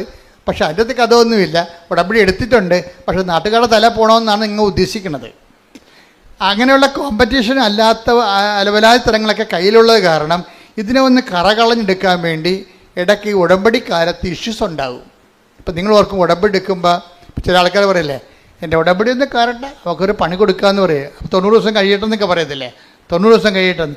ഇങ്ങനെ കുറേ പെലിച്ചാളികൾ ഉടമ്പടി എടുത്തിട്ടുണ്ട്. വെച്ച് കഴിഞ്ഞാൽ ആ ഉടമ്പടിക്കാലം കഴിയുമ്പോൾ നിങ്ങൾക്ക് ഇത് എങ്ങനെ വ്രതം പോലെ ഒന്ന് അനുഷ്ഠാനമായിട്ട് തിരിക്കും.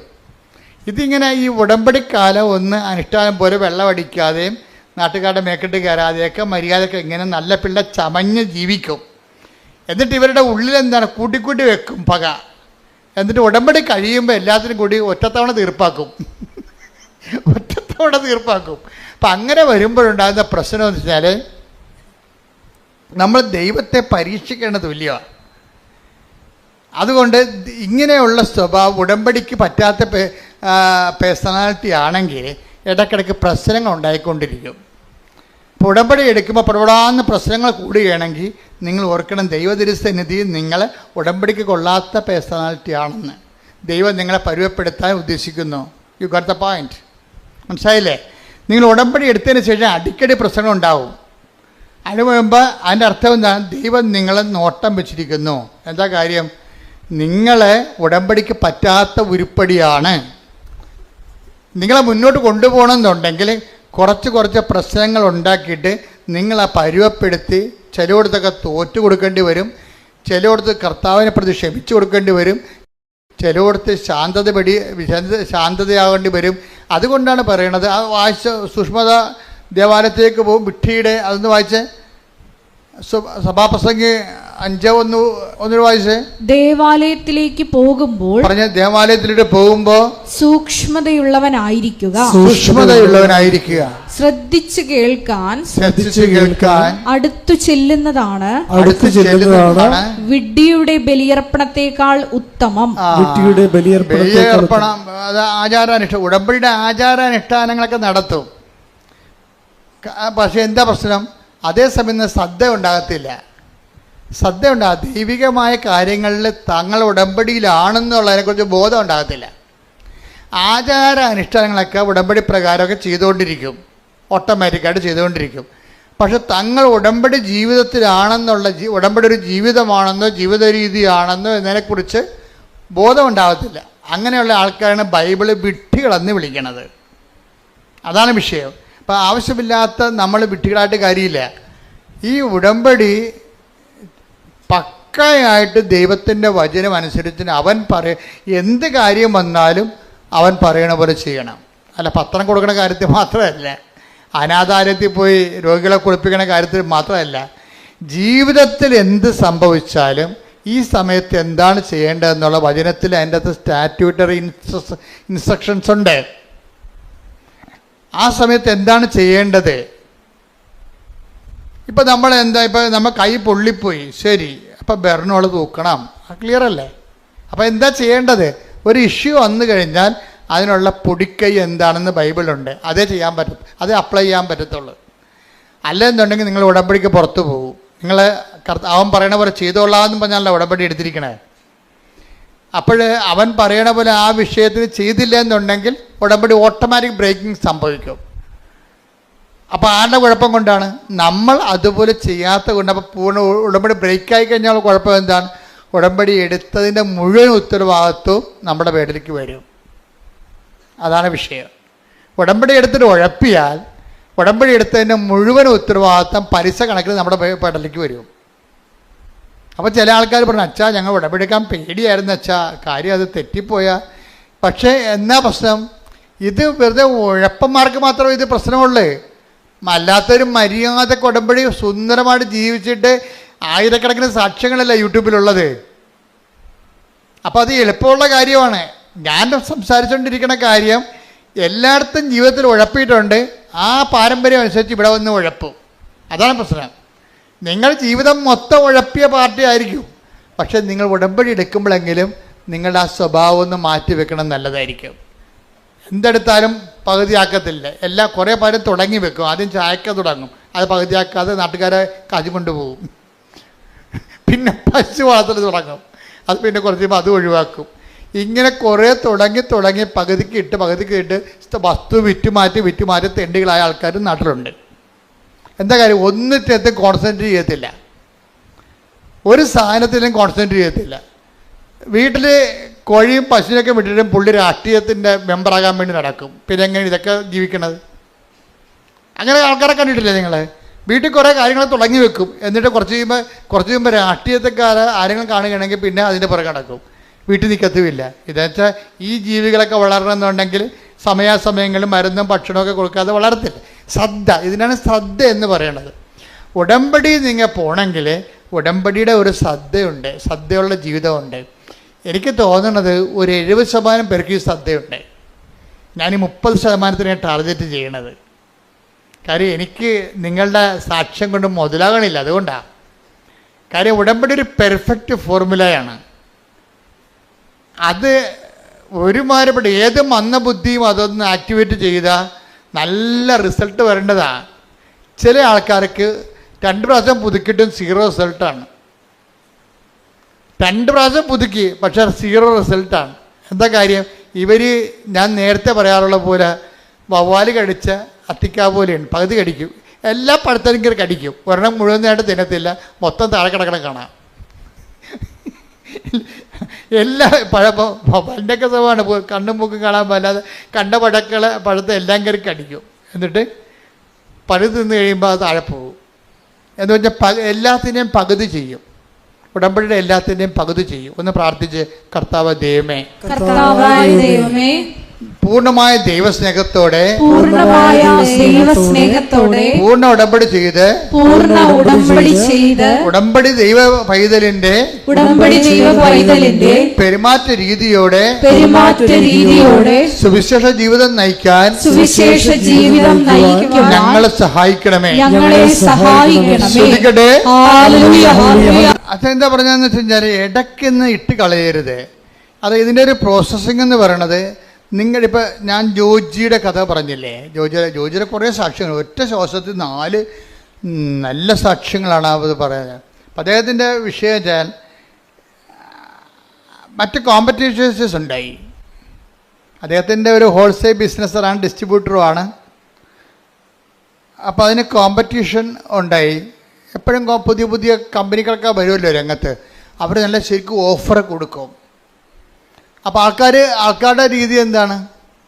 ഓഫറിൻ്റെ പുറകെ പോകും അല്ലേ? എല്ലാവരും അവിടെ അങ്ങനെ ഓഫറിൻ്റെ ഒഴുക്കിലല്ലേ ആൾക്കാർ ഇങ്ങനെ കമ്പ്യൂട്ടർ നോക്കണത് എന്ത് ഓഫറുണ്ടെന്നാണ് നോക്കണത്.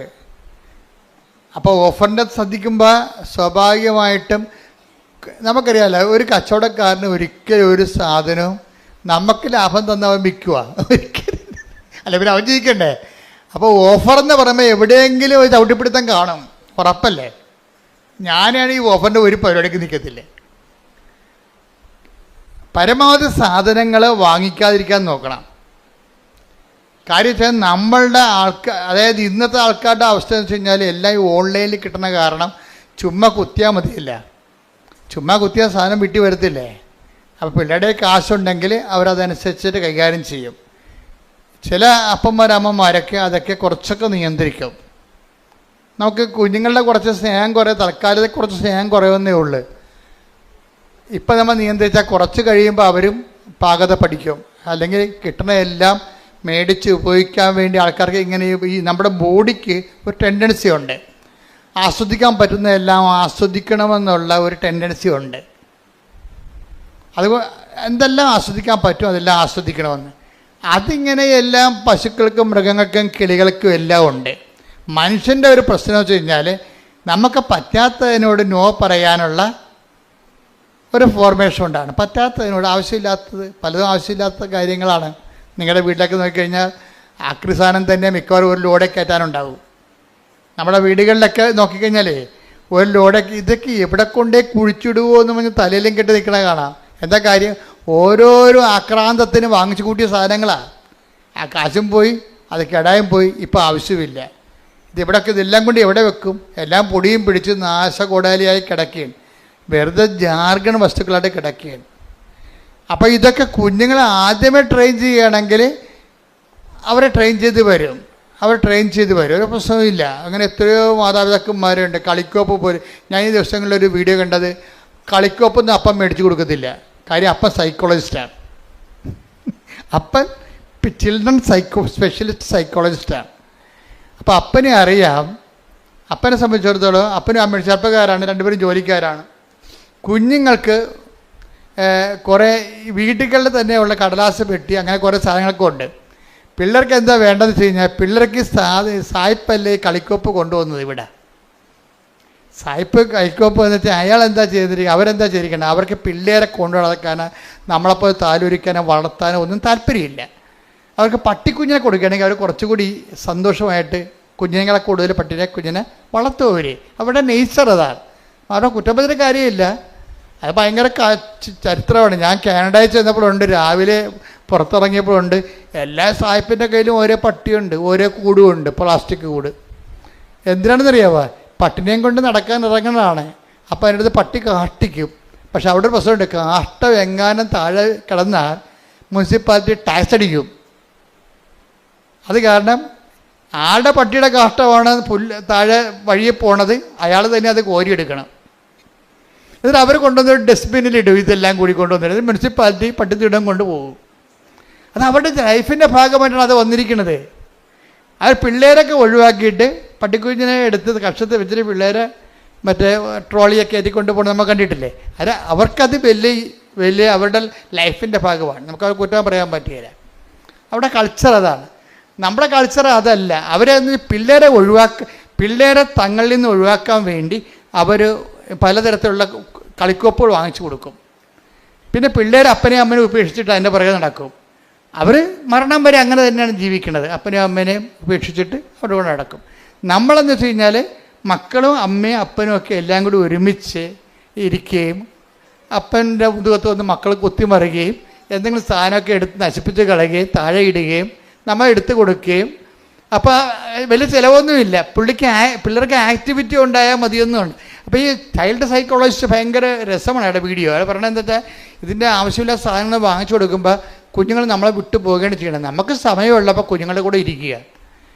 ഇതിൽ കുഞ്ഞുങ്ങളുടെ ആക്ടിവിറ്റികളുടെ കൂടെ നമ്മൾ ഒരാളായിട്ട് കാണണം. കുഞ്ഞുങ്ങളുടെ ആക്ടിവിറ്റിയുടെ കൊണ്ടുമ്പോൾ അവിടെ അപ്പന്മാരൊക്കെ അങ്ങനെ ചെയ്യുമായിരുന്നു. അപ്പന്മാരൊക്കെ ഓലപ്പമ്പരൊക്കെ ഉണ്ടാക്കി കൂടെ പിള്ളേരുടെ കൂടെ നടക്കും, ഓടിയും അല്ലേ, വണ്ടി ഓടിക്കുമ്പോൾ പിള്ളേരുടെ കൂടെ ഓടിക്കണേ കാണാം. അപ്പോൾ പിള്ളേരുടെ കൂടെ അങ്ങനെയാണ് നമ്മുടെ ഒരു കൾച്ചർ എന്ന് പറയണത്. ഇപ്പോൾ സായിപ്പിൻ്റെ സാധനം നമുക്ക് കിട്ടിക്കഴിഞ്ഞപ്പോൾ നമ്മൾ യന്ത്രവണ്ടിയും തോക്ക് കൊണ്ട് വെടിവെക്കുന്ന ആൾക്കാരെയൊക്കെയാണ് കാണിക്കണത്. അപ്പോൾ പിള്ളേർ നമ്മളെ മാറ്റിയിട്ട് നാട്ടുകാരെ വെടിവെച്ച് നടക്കും. അപ്പോൾ ഇതിനകത്ത് എല്ലാത്തിനകത്തും ഓരോ രീതികളുണ്ട്, ഓരോ രീതികൾ. ഞാൻ പറഞ്ഞു വരുന്നതിൻ്റെ കാരണം വെച്ച് കഴിഞ്ഞാൽ ഈ ഉടമ്പടി ജീവിതത്തിലേക്ക് നമ്മൾ വരുമ്പോൾ ഇപ്പോൾ ഈ നമ്മൾ പറഞ്ഞിട്ടുന്ന വിഷയം ഈ ജോർജിയുടെ വിഷയമാണ്. ജോർജിയുടെ വിഷയത്തിൽ ജോർജി ഈ കട ഇങ്ങനെ വലിയ പ്രശ്നമായി തീർന്നു. കോമ്പറ്റീഷൻ വന്നു കഴിഞ്ഞപ്പോൾ കട പൂട്ടേണ്ട അവസ്ഥ വന്ന്, ഓഫർ വന്നു ഒത്തിരി.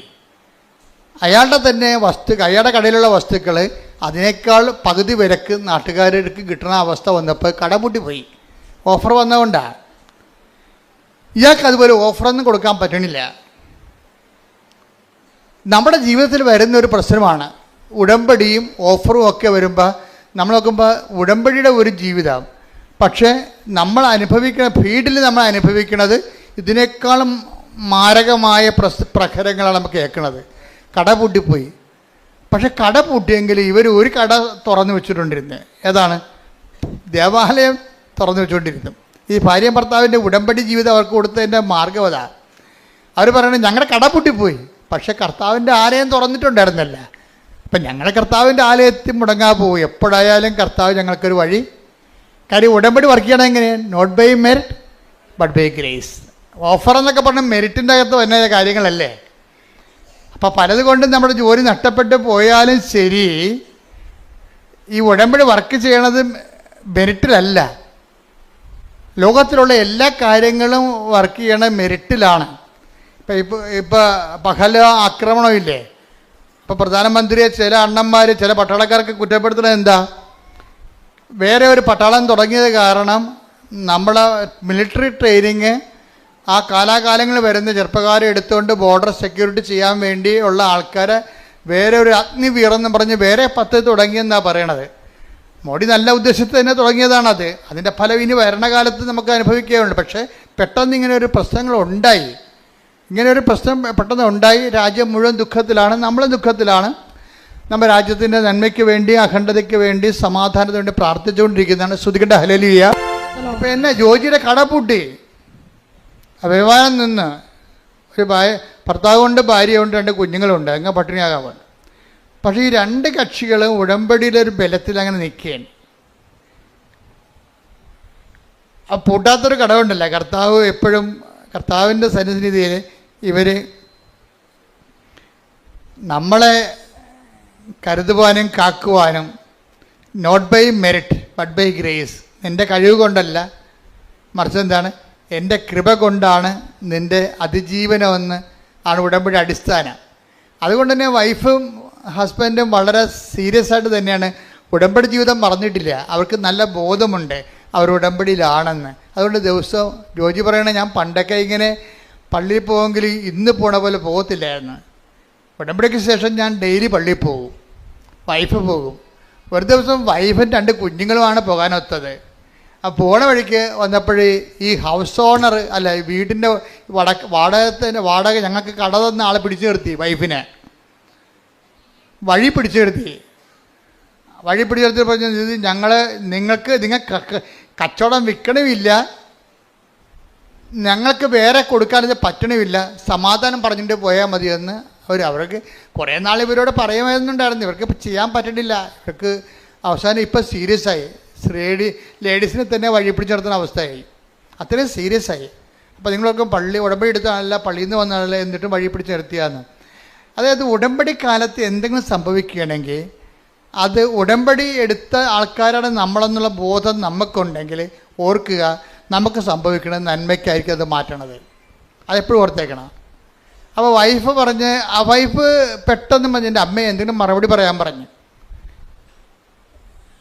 ഇവർ പിടിച്ചു നിർത്തിയല്ല, കടക്കാർ പിടിച്ചു നിർത്തിയില്ല, അതിൻ്റെ ഓണർമാർ പിടിച്ചു നിർത്തിയപ്പോഴേ തടഞ്ഞു നിർത്തിയപ്പോൾ ഈ ജോജിയുടെ വൈഫ് മാതാവിനോട് പറഞ്ഞു, അമ്മേ എന്തെങ്കിലും. അപ്പോൾ ഉടമ്പടി എന്ന് പറയുമ്പോൾ സഞ്ചാരി മാതാവല്ലേ, എവിടെയായാലും കൂടെ ഉണ്ടാവില്ല ആൾ.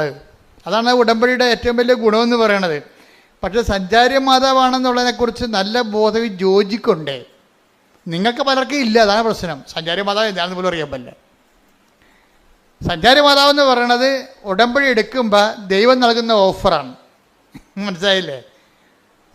I will come with you wherever you go, അതാണ് ഓഫർ എന്ന് പറയണത്.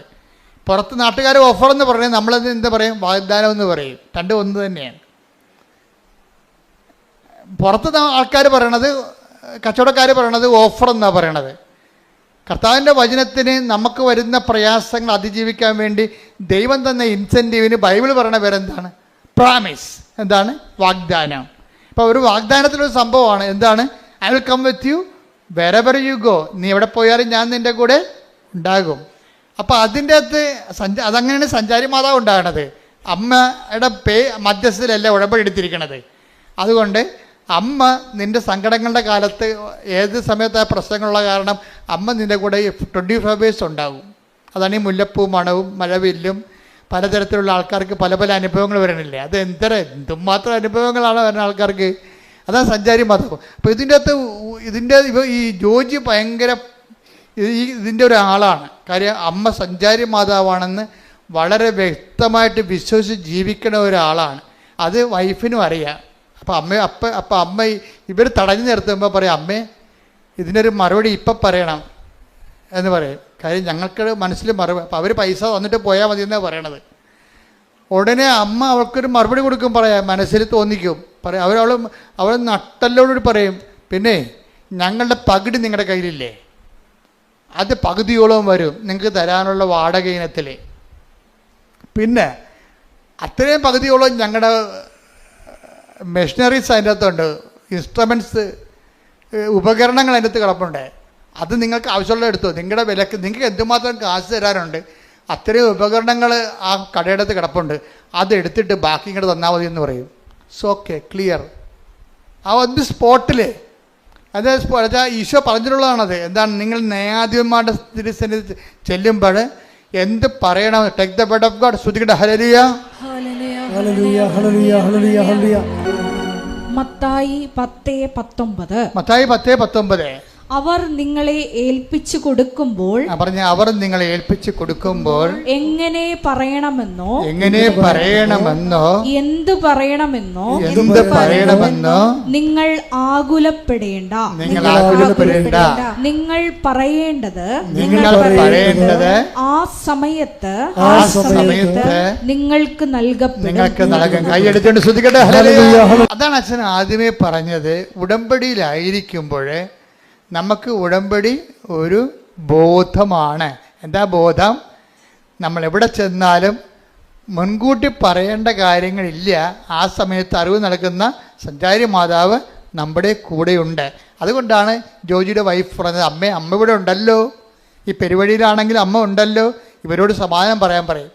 പെട്ടെന്നാണ് സമാധാനം പറയാം. ലൈറ്റ്നിങ് മിന്നൽ പോലെ സമാധാനം പറയും. അവരവരുടെ വഴിക്ക് പോകും. അവർ വഴിക്ക് പോവുകയും ചെയ്യും. 3 ദിവസത്തിലുള്ള സാധനം റൈറ്റ് ഓഫ് ആകും. എല്ലാ കാര്യങ്ങളും പെട്ടെന്ന് ഇമ്മീഡിയറ്റ്. അപ്പോൾ ഇത്രയും നമ്മൾ ബലമുള്ളവരാണെന്ന് ഓർക്കണം. അതുകൊണ്ടാണ് ഞങ്ങൾ ഉടമ്പടി നിങ്ങൾ ഉഴപ്പരുതെന്ന് പറയണതും. ഉടമ്പടി ഒരു ടെക്നിക്കലായിട്ടുള്ള ആക്ടിവേഷൻ അല്ലാതെ, ഇപ്പോൾ മൊബൈൽ ആക്ടിവിറ്റി ചെയ്യത്തില്ലേ, ആ ബട്ടൺ കുത്തി ഈ ബട്ടൺ കുത്തി ഇങ്ങനെ കുത്തി സേവ് ചെയ്ത് സെൻഡ് ചെയ്ത് അങ്ങനെയുള്ള മെക്കാനിസം അല്ല ഉടമ്പടി. ഉടമ്പടി എന്ന് പറയുന്നത് ഒരു ജീവിത രീതിയും ഒരു ബിഹേവിയറിസമാണ്. Covenant is not a mechanism but a behaviourism. Behaviourism ഒന്നും അങ്ങോട്ട് പറയാൻ പറ്റത്തില്ല. ഒരു ബിഹേവിയർ ലൈഫാണത്.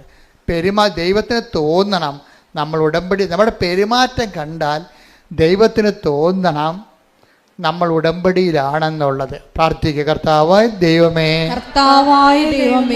ഉടമ്പടി ജീവിതമെന്ന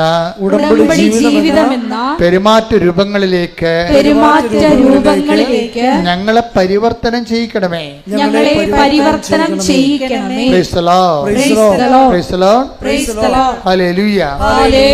ഇതിനകത്ത് വരുന്നൊരു വിഷയം എന്ന് പറയണതേ, ഇപ്പം കരുണ കാണിക്കാൻ കുറച്ച് സമയമെടുക്കുകയാണെങ്കിൽ അത് പ്രെയർ ടൈമാണ്. മനസ്സിലായില്ലേ? ഉടമ്പടി 3 ആക്ടിവേഷൻ പ്രിൻസിപ്പിളുണ്ട്. എന്തൊക്കെയാണ്? Prayer, proclamation and practice. എന്തൊക്കെയാണ് ഉടമ്പടിയിലെ ആക്ടിവേഷൻ പ്രിൻസിപ്പിൾ 3 എന്താണ്? പ്രാർത്ഥന, പ്രഖ്യാപനം, പ്രയോഗം. ഇതൊക്കെ ആദ്യകാല ക്ലാസ്സെങ്കിലുള്ളതാണ്. ഇപ്പോൾ ഞാൻ പറയാറില്ല, ഇപ്പം നിങ്ങളോട് പറയണേ. ഉടമ്പടിയിൽ ഒരു സംഭവം ആക്ടിവേറ്റ് ചെയ്യണമെന്നുണ്ടെങ്കിൽ അതിനകത്ത് മെയിൻ അതിനകത്ത് ലിങ്ക് പോകരുത്. പ്രാർത്ഥനാ ജീവിതത്തിൻ്റെ പ്രശ്നം വെച്ച് കഴിഞ്ഞാൽ ഈ ചാറ്റമഴ പോലെ തന്നെയും പിന്നെയും പെയ്യുകയല്ല. അതിൻ്റെ പ്രാർത്ഥന മനസ്സാണ്. എപ്പോഴും ദൈവത്തെക്കുറിച്ച് ഓർക്കുക, ശ്രദ്ധിക്കുമ്പോഴൊക്കെ സമയം കിട്ടുമ്പോഴൊക്കെ ബൈബിൾ എടുത്ത് നോക്കുക. അതിനാണ് അരമണിക്കൂർ ബൈബിൾ എന്ന് പറഞ്ഞാൽ ഒറ്റ ശ്രദ്ധ വായിക്കാനുള്ളതല്ല, 2 മിനിറ്റും 3 മിനിറ്റൊക്കെ വായിച്ചാൽ മതി. അത് ബൈബിൾ തന്നെ എടുത്ത് വായിക്കണമെന്നില്ല. ബൈബിൾ ഉണ്ടെങ്കിൽ ആ മൊബൈൽ ഓൺ ചെയ്തിട്ട് ബൈബിൾ വായിച്ചാൽ മതി. നമുക്കുള്ള സാധ്യതയെല്ലാം പ്രയോജനപ്പെടുത്തണം ഇപ്പോൾ ആൾക്കാർ. കാര്യം ഉടമ്പടി എടുത്തിരിക്കുന്നതിനകത്ത് ഞാൻ മനസ്സിലാക്കിയിരിക്കുന്നത് ഒരു 90% പേരും എബോവ് ആവറേജ് എഡ്യൂക്കേഷനുള്ള ആൾക്കാരാണ്. Above average. അപ്പോൾ അവർക്കിതെല്ലാം ആക്ടിവേറ്റ് ചെയ്യാൻ പെട്ടെന്ന് കഴിയും. അതുകൊണ്ടാണ് വെടിക്കെട്ട് സാക്ഷ്യങ്ങളൊക്കെ അവർ പറയുന്നതിൻ്റെ കാര്യത. എല്ലാ കാര്യങ്ങളെക്കുറിച്ചും അവർക്ക് അതിനെക്കുറിച്ച് തിട്ടമായിട്ട് കാര്യങ്ങൾ അറിയാം. അപ്പം അതുകൊണ്ട് നിങ്ങൾ ഈ കാലം നമുക്ക് നൽകുന്ന എല്ലാ സാധ്യതകളും ദൈവത്തിൽ ജീവിക്കാൻ വേണ്ടി നിങ്ങൾ പ്രയോജനപ്പെടുത്തണം. Praise the Lord. ഹല്ലേലൂയ. അപ്പം ജോജിക്ക് ഇപ്പം ജോലിയില്ലാതെ നടക്കുകയല്ലേ. അപ്പം ജോജിയുടെ ഒരു പ്രശ്നമുണ്ട്, ഗുരുതരമായ ഒരു പ്രശ്നമുണ്ട്. ഈ കടയുടെ പ്രശ്നം മാത്രമല്ല, വേറെ ഒരു പ്രശ്നമുണ്ട് പുള്ളിക്ക്. പുള്ളിക്ക് പുറത്തൊന്നും ജോലി കിട്ടത്തില്ല. ഇതുപോലെ കടയെ കൃഷിയൊക്കെ ചെയ്യാനേ പറ്റത്തുള്ളൂ. ആരും ഒരു കമ്പനിക്കാരും ജോലി കൊടുക്കത്തില്ല. കാര്യം വെച്ച് കഴിഞ്ഞാൽ ഇയാളുടെ SLC ബുക്ക് കിട്ടിയപ്പോൾ മൊത്തം തെറ്റാണ് അഡ്രസ്സ്. ആ SLC ബുക്ക് വായിച്ചാൽ വീട്ടുപേര് തെറ്റാണ്, ഇനിഷ്യൽ തെറ്റാണ്, അയാളുടെ പേരും തെറ്റാണ്. ഇയാളെ ആ SLC കാലം തൊട്ട് ഈ മനുഷ്യൻ ഇയാളുടെ ജീവിതത്തിൽ വന്ന ശാപമായ പോലെ വന്ന സംഭവമാണ്. അത് കാരണം ഇത് തിരുത്താൻ വേണ്ടി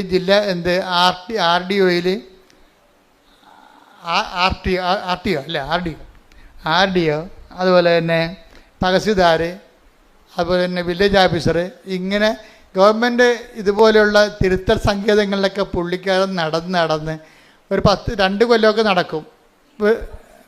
അങ്ങനെ 20 വർഷം പല ഓഫീസിൽ കയറി ഇറങ്ങി ഇതിനു വേണ്ടി ഉണ്ടാകുന്ന അവർ ആവശ്യപ്പെടുന്ന എല്ലാ രേഖകളും ഉണ്ടാക്കിയിട്ടും ഇന്ന് വരെ ഒരു പുല്ലും നടന്നിട്ടില്ല. ആകപ്പാടെ വല്ലാത്ത ജീവിതം. ഇനി പഠിത്തത്തിൻ്റെ പരിപാടി നിർത്തി. എന്താ കാര്യം? സർട്ടിഫിക്കറ്റ് അഡ്രസ്സ് തെറ്റാണ്. ഇപ്പം നിങ്ങൾക്കറിയില്ല, പാസ്പോർട്ടിലൊക്കെ പേരൊക്കെ തരി കഴിഞ്ഞാൽ ഉള്ള അവസ്ഥ എന്തായിരിക്കും? ഒന്ന് റിജക്റ്റ് ചെയ്യും സംഭവം. ഇനിയുള്ള കാലങ്ങളിൽ നിങ്ങൾ വളരെ ശ്രദ്ധിക്കണം. കാര്യം ഞാനൊരു രാജ്യത്ത് ചെന്നപ്പോൾ അവിടെ നമ്മളാരും അവിടെ എമിഗ്രേഷന് വെച്ചിട്ടില്ല. കമ്പ്യൂട്ടറാണ് എമിഗ്രേറ്റ് ചെയ്യണത്. നമ്മൾ ഡേറ്റ അടിച്ചു കൊടുക്കേണ്ടി വരും. അപ്പം നമ്മുടെ കൃഷ്ണമണിയും കൈയും കാലും അഡ്രസ്സും എല്ലാം ഓൾറെഡി എല്ലാ രാജ്യങ്ങളിലും ഉണ്ട്. നമ്മൾ ഫീഡ് ചെയ്യുമ്പോൾ ഒരു വരകം തെറ്റിപ്പോയി കഴിഞ്ഞാൽ നമ്മളവിടെ നിൽക്കാനേ പറ്റത്തുള്ളൂ, റിജക്റ്റ് ചെയ്ത് കളയും. അത് കാരണം കൊന്തയും ചൊല്ലിക്കൊണ്ടാണ്. അപ്പോൾ എന്നെ വിജയകുമാർ സാർ സഹായിച്ച് അവിടെ ചെന്നപ്പോൾ കൂടെ ഉണ്ടായിരുന്ന കാരണം. നമ്മൾ ഒരു സ്പെല്ലിങ് ഒരു അക്ഷരം തെറ്റിക്കഴിഞ്ഞാൽ കമ്പ്യൂട്ടർ റിജക്റ്റ് ചെയ്യും. അവിടെ ആളില്ല. അവിടെ മിഷനല്ലേ, മിഷന് കണ്ണും മൂക്കും ഉണ്ടാ, പറഞ്ഞാൽ മനസ്സിലാവുക. എന്ത് അപ്പോൾ ഇനിയുള്ള കാര്യങ്ങൾ ചെറുപ്പക്കാർ ഭയങ്കര ശ്രദ്ധിക്കണം കേട്ടാ. ഭയങ്കര സീരിയസ് കാര്യമാണ്. ശ്രദ്ധിക്കട്ടെ മക്കളെ. അപ്പോഴേ പെട്ടെന്ന് ജോജിയുടെ കടയെല്ലാം പൂട്ടി വരുമാനമെല്ലാം നിലച്ചപ്പോൾ ഒരു കൂട്ടുകാരൻ പറഞ്ഞ്, എടാ ആലപ്പുഴ ഒരു മാതാവുണ്ട്, ഈ സർട്ടിഫിക്കറ്റ് തിരുത്തി തന്നെ നേരെയാക്കുന്ന ആളുണ്ടെന്ന് പറഞ്ഞു. അങ്ങനെ പുള്ളി ഇവിടെ വന്നത്. മാതാവ് പലതരത്തിലുള്ള ആൾക്കാർ അറിയപ്പെടുന്നത്. അവൻ ജോജിയുടെ സാക്ഷ്യം കേട്ടാൽ മനസ്സിലാവും. അങ്ങനെ പറഞ്ഞിരിക്കണം, ആലപ്പുഴ ഒരു മാതാവുണ്ട്, ഇതൊക്കെ നേരെയാക്കുന്ന ആളാണെന്ന് പറഞ്ഞു. പുള്ളിക്കാരൻ ഇവിടെ വന്നപ്പോഴാണ് കേൾക്കണത് സഞ്ചാരി മാതാവാണെന്ന്. അപ്പോൾ അതിന് പുള്ളിക്ക് സന്തോഷമായി. എന്താ കാര്യം? പുള്ളി ഒറ്റക്ക് കിടന്ന് ജീവിച്ച ആളാണ്. പുള്ളിയെ സഹായിക്കാൻ പ്രത്യേകിച്ച് ആൾക്കാരില്ല. അപ്പോൾ സഹായിക്കാൻ ഒരാളെ കിട്ടിയില്ല എന്നുള്ള സന്തോഷത്തിൽ പുള്ളി ഇത് കംപ്ലീറ്റ് ആയിട്ട് കയറി വിശ്വസിച്ച്. അങ്ങനെ അനുഗ്രഹം കിട്ടി, അതിൻ്റെ വിശ്വസിക്കാനുള്ള അനുഗ്രഹം കിട്ടി. ആ പുള്ളിയെ നോക്കിയപ്പോൾ ഇവിടെ ഓരോരുത്തരും ഇല്ലാത്ത കുറേ സംഭവങ്ങളൊക്കെ ഉണ്ട്. എന്താ കാര്യം? ഉപ്പുണ്ട്, പിന്നെന്താണ് ഉടമ്പടി തൈലമുണ്ട്. അപ്പോൾ അതിനെക്കുറിച്ച് കൃത്യമായിട്ട് ഞാൻ പറഞ്ഞു കൊടുക്കുന്നുണ്ട് ആൾക്കാർക്ക്. എന്താ കാര്യം? ഇതെല്ലാം ഒന്ന് പ്രാർത്ഥന, നമ്മൾ ഈ ഉടമ്പടി ആക്ടിവേറ്റ് ചെയ്യണം എങ്ങനെയാണ്? 1 പ്രാർത്ഥന, 2 പ്രഖ്യാപനം, 3 പ്രയോഗം. അപ്പോൾ ഈ ഉപ്പൻ്റെതാണ് ദൈവത്തിൻ്റെ സാന്നിധ്യത്തിന് ആക്ടിവേറ്റ് ചെയ്യാനാണ് പ്രയോഗം വരണത്. ഇതെന്ത് നമ്മൾ ആക്ടിവേറ്റ് ചെയ്താലും നമുക്ക് സാന്നിധ്യം സംലഭ്യമാകും. അതുകൊണ്ടാണ് ഈ ഉടമ്പടി നമ്മൾ ശ്രദ്ധിക്കുമ്പോൾ ഉടമ്പടിയിൽ അയക്കുന്നവർക്കുള്ള ഓഫർ എന്താണ്? I will come with you wherever you go. ഞാൻ നിങ്ങൾ എവിടെയായിരുന്നാലും ഞാൻ നിങ്ങളുടെ കൂടെ ഉണ്ടാകും. ഈ ഉണ്ടാകുന്ന ആളിൻ്റെ ശക്തി അവിടെ സംലഭ്യമാക്കുന്നതിന് വേണ്ടിയാണ് ഈ പ്രയോഗവിധികളുള്ളത്. ആ പ്രയോഗവിധികൾ എന്താ ചെയ്യണത്? അത് ഈ ജോജി പറയണ ഞാൻ ഇത് അറിഞ്ഞോടുകൂടി ഞാൻ ഉപ്പ് എടുത്തുകൊണ്ട് വില്ലേജ് ഓഫീസിൽ പോയിരുന്നു. ആ സാക്ഷി നിങ്ങൾ കേൾക്കണം കേട്ടോ, നല്ല സാക്ഷിയാണ്. കാര്യം 20 കൊല്ലമായിട്ട് നടക്കാത്ത കാര്യമല്ലേ, സർട്ടിഫിക്കറ്റിൽ വന്നിരിക്കുന്ന പെശകല്ലേ. അപ്പോൾ എത്രയോ കാലം ഈ മനുഷ്യൻ ഇതുപോലെ വില്ലേജ് ഓഫീസ് മാറി വന്ന് വില്ലേജ് ഓഫീസ് താലൂക്ക് ഓഫീസിൽ പോകും. അവർ 100,000 ഉടായ്പകൾ പറഞ്ഞ് ഇയാളെ മടക്കുകയാണ് പതിവ്. അയാൾ വെൽക്കം ചെയ്യത്തില്ല. പക്ഷേ ഇയാൾ എന്ത് ചെയ്ത് ചെല്ലുമ്പോൾ തന്നെ പുള്ളി പറയുന്നത് ഞാൻ വിശ്വാസ പ്രമാണം ചൊല്ലി ഉപ്പിൻ്റെ 2 തരികൾ വില്ലേജ് ഓഫീസിൽ ഇട്ടെന്ന്. അതാണ് പ്രയോഗം എന്ന് പറയണത്. എന്താ പ്രശ്നം വെച്ച് കഴിഞ്ഞാൽ അപ്പോൾ അയാളത് പറയുന്നുണ്ട്, ഇത് കൂടോത്രം മന്ത്രവാദമൊന്നുമല്ല, ഒരു വ്യക്തിയിലെ വിശ്വാസത്തെ പ്രയോഗിക്കുന്നതാണ്. എന്താ വിശ്വാസം? അവൻ്റെ വിശ്വാസം എന്താ? യേശു കർത്താവാണെന്ന് അധരം കൊണ്ട് ഏറ്റു പറയണം. ദൈവം അവനെ മരിച്ചവെന്ന് ഉയർപ്പിച്ചെന്ന് ഹൃദയത്തിൽ വിശ്വസിക്കണം. ഇതിൻ്റെ ആക്ടിവേഷനിലാണ് ഈ ഉപ്പ് ഇടണത്. എന്താ കാര്യം?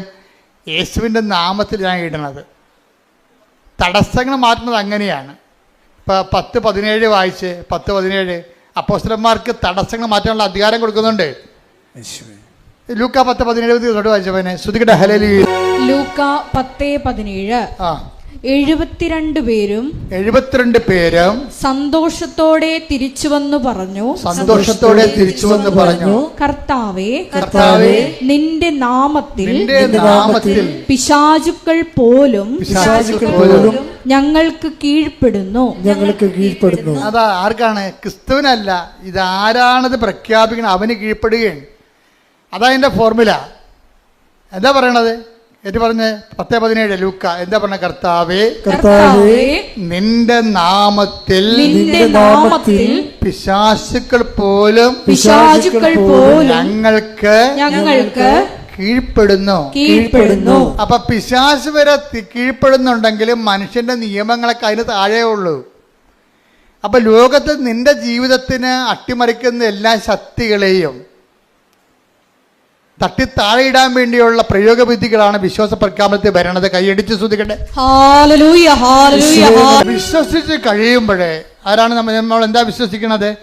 യേശു മരിച്ചുയർത്തുന്നിട്ട് യേശു ആരാണെന്ന് വിശ്വസിക്കുന്നു? യേശു കർത്താവാണ്. Take the bed of God. 10:17 ശ്രദ്ധിക്കട്ടെ. റോമ 10:9 ആകയാൽ യേശു കർത്താവാണ് എന്ന് അധരം കൊണ്ട് ഏറ്റുപറയുകയും ദൈവം അവനെ മരിച്ചവരിൽ നിന്ന് ഉയർപ്പിച്ചു എന്ന് ഹൃദയത്തിൽ വിശ്വസിക്കുകയും ചെയ്താൽ നീ രക്ഷ പ്രാപിക്കും.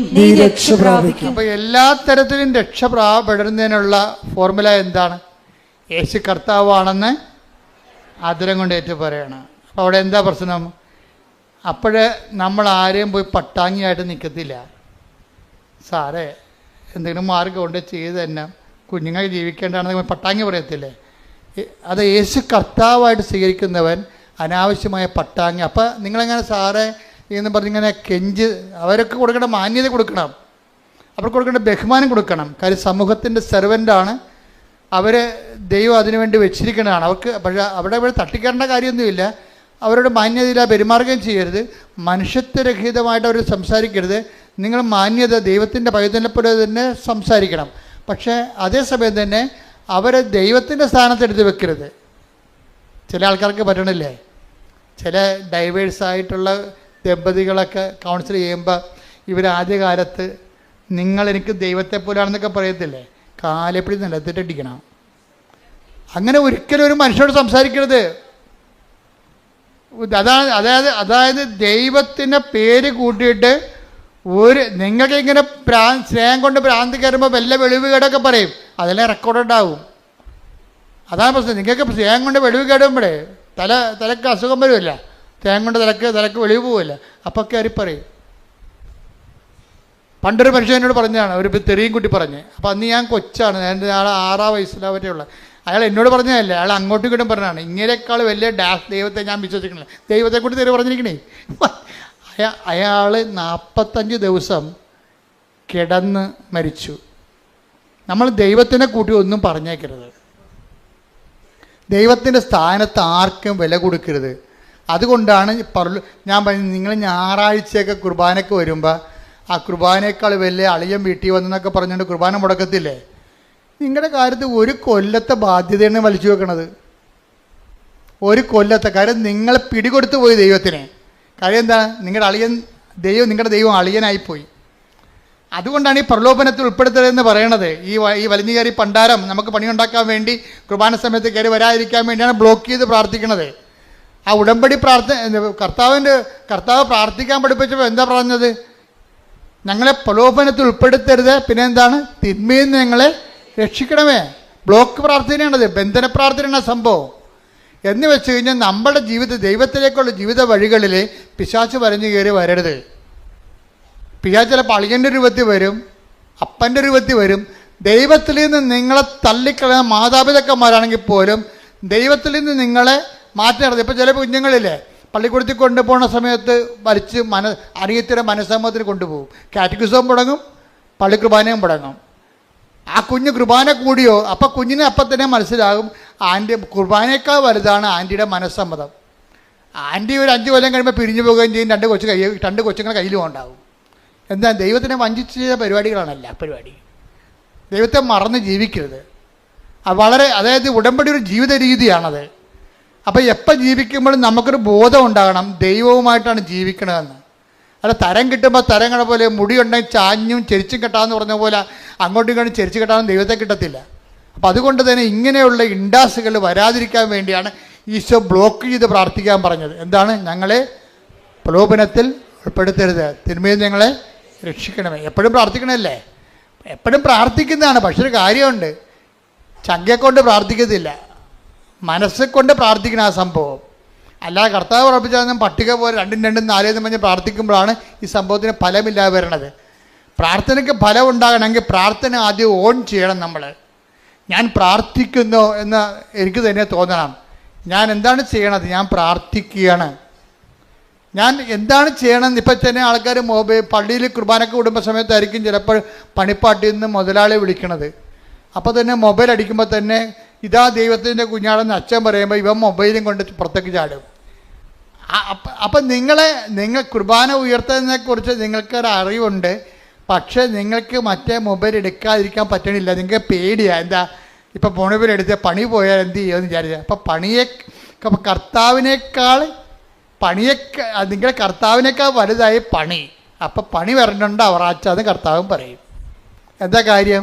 ഗതി പിടിക്കത്തില്ല. അതാണ് വിഷയം. ഇത് വലിയ പുലിവാലി പിടിച്ച അത് നിങ്ങൾ ഉഡായ്പ പാർട്ടിയാണെങ്കിൽ ഓർക്കുക, ഉഡായ്പ പുറകെ വരും, നിങ്ങൾക്ക് പുറകെ വരും കൂടെ. അതായത് ഇതുപോലെ ദൈവം നിങ്ങളെ ഒരു കാര്യമുണ്ട്, ദൈവം വന്ന് ഉന്തിത്തള്ളി ആരെയും ഒന്നും ചെയ്യത്തില്ല. എല്ലാ അണ്ണന്മാരും പണി മേടിക്കുന്ന സെൽഫ് ഗോൾ അടിച്ചിട്ടാണ്.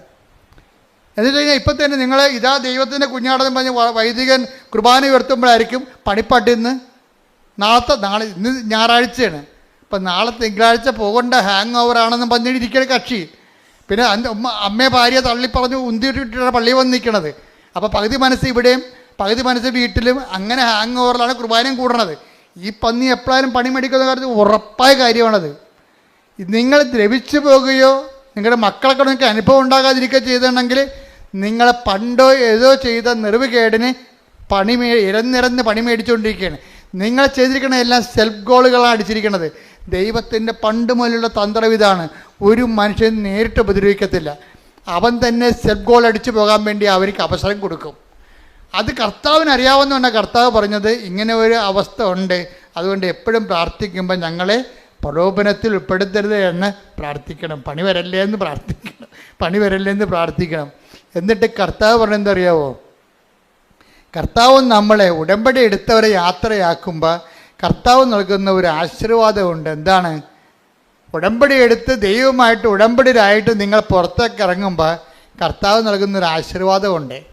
നിങ്ങൾ ദൈവത്തിൻ്റെ ശിഷ്യന്മാരുടെ അതിനേക്കാൾ റോളിലല്ലേ വരുന്നത്. കർത്താവിൻ്റെ തുല്യ പങ്കാളികളായിട്ട് ദൈവം പറഞ്ഞത് അതുപോലെ നിബന്ധന പാലിച്ചോളാമെന്ന് പറഞ്ഞ് വിശുദ്ധിയോടെ ജീവിച്ച് സുവിശേഷത്തിൻ്റെ സാക്ഷ്യം ജീവിക്കാമെന്ന് പറഞ്ഞ് നമ്മൾ കർത്താവിൻ്റെ തിരുസന്നിധിയിൽ നിന്ന് ഒരു ഓത്തെടുത്ത് പുറത്തേക്ക് പോകുകയല്ലേ. അപ്പം അങ്ങനെ ദൈവത്തിന് പോകുമ്പോൾ എന്താ പറയണത്? ശിഷ്യന്മാരെല്ലാം കർത്താവിൻ്റെ അടുത്ത് നിന്ന് പോയപ്പോഴെന്താണ് ഈശോ പറഞ്ഞത്? 10:19 എടുത്ത് ലൂക്കാ ശ്രുതിക്കട്ടെ. ഹല്ലേലൂയ. ലൂക്കാ 10:19.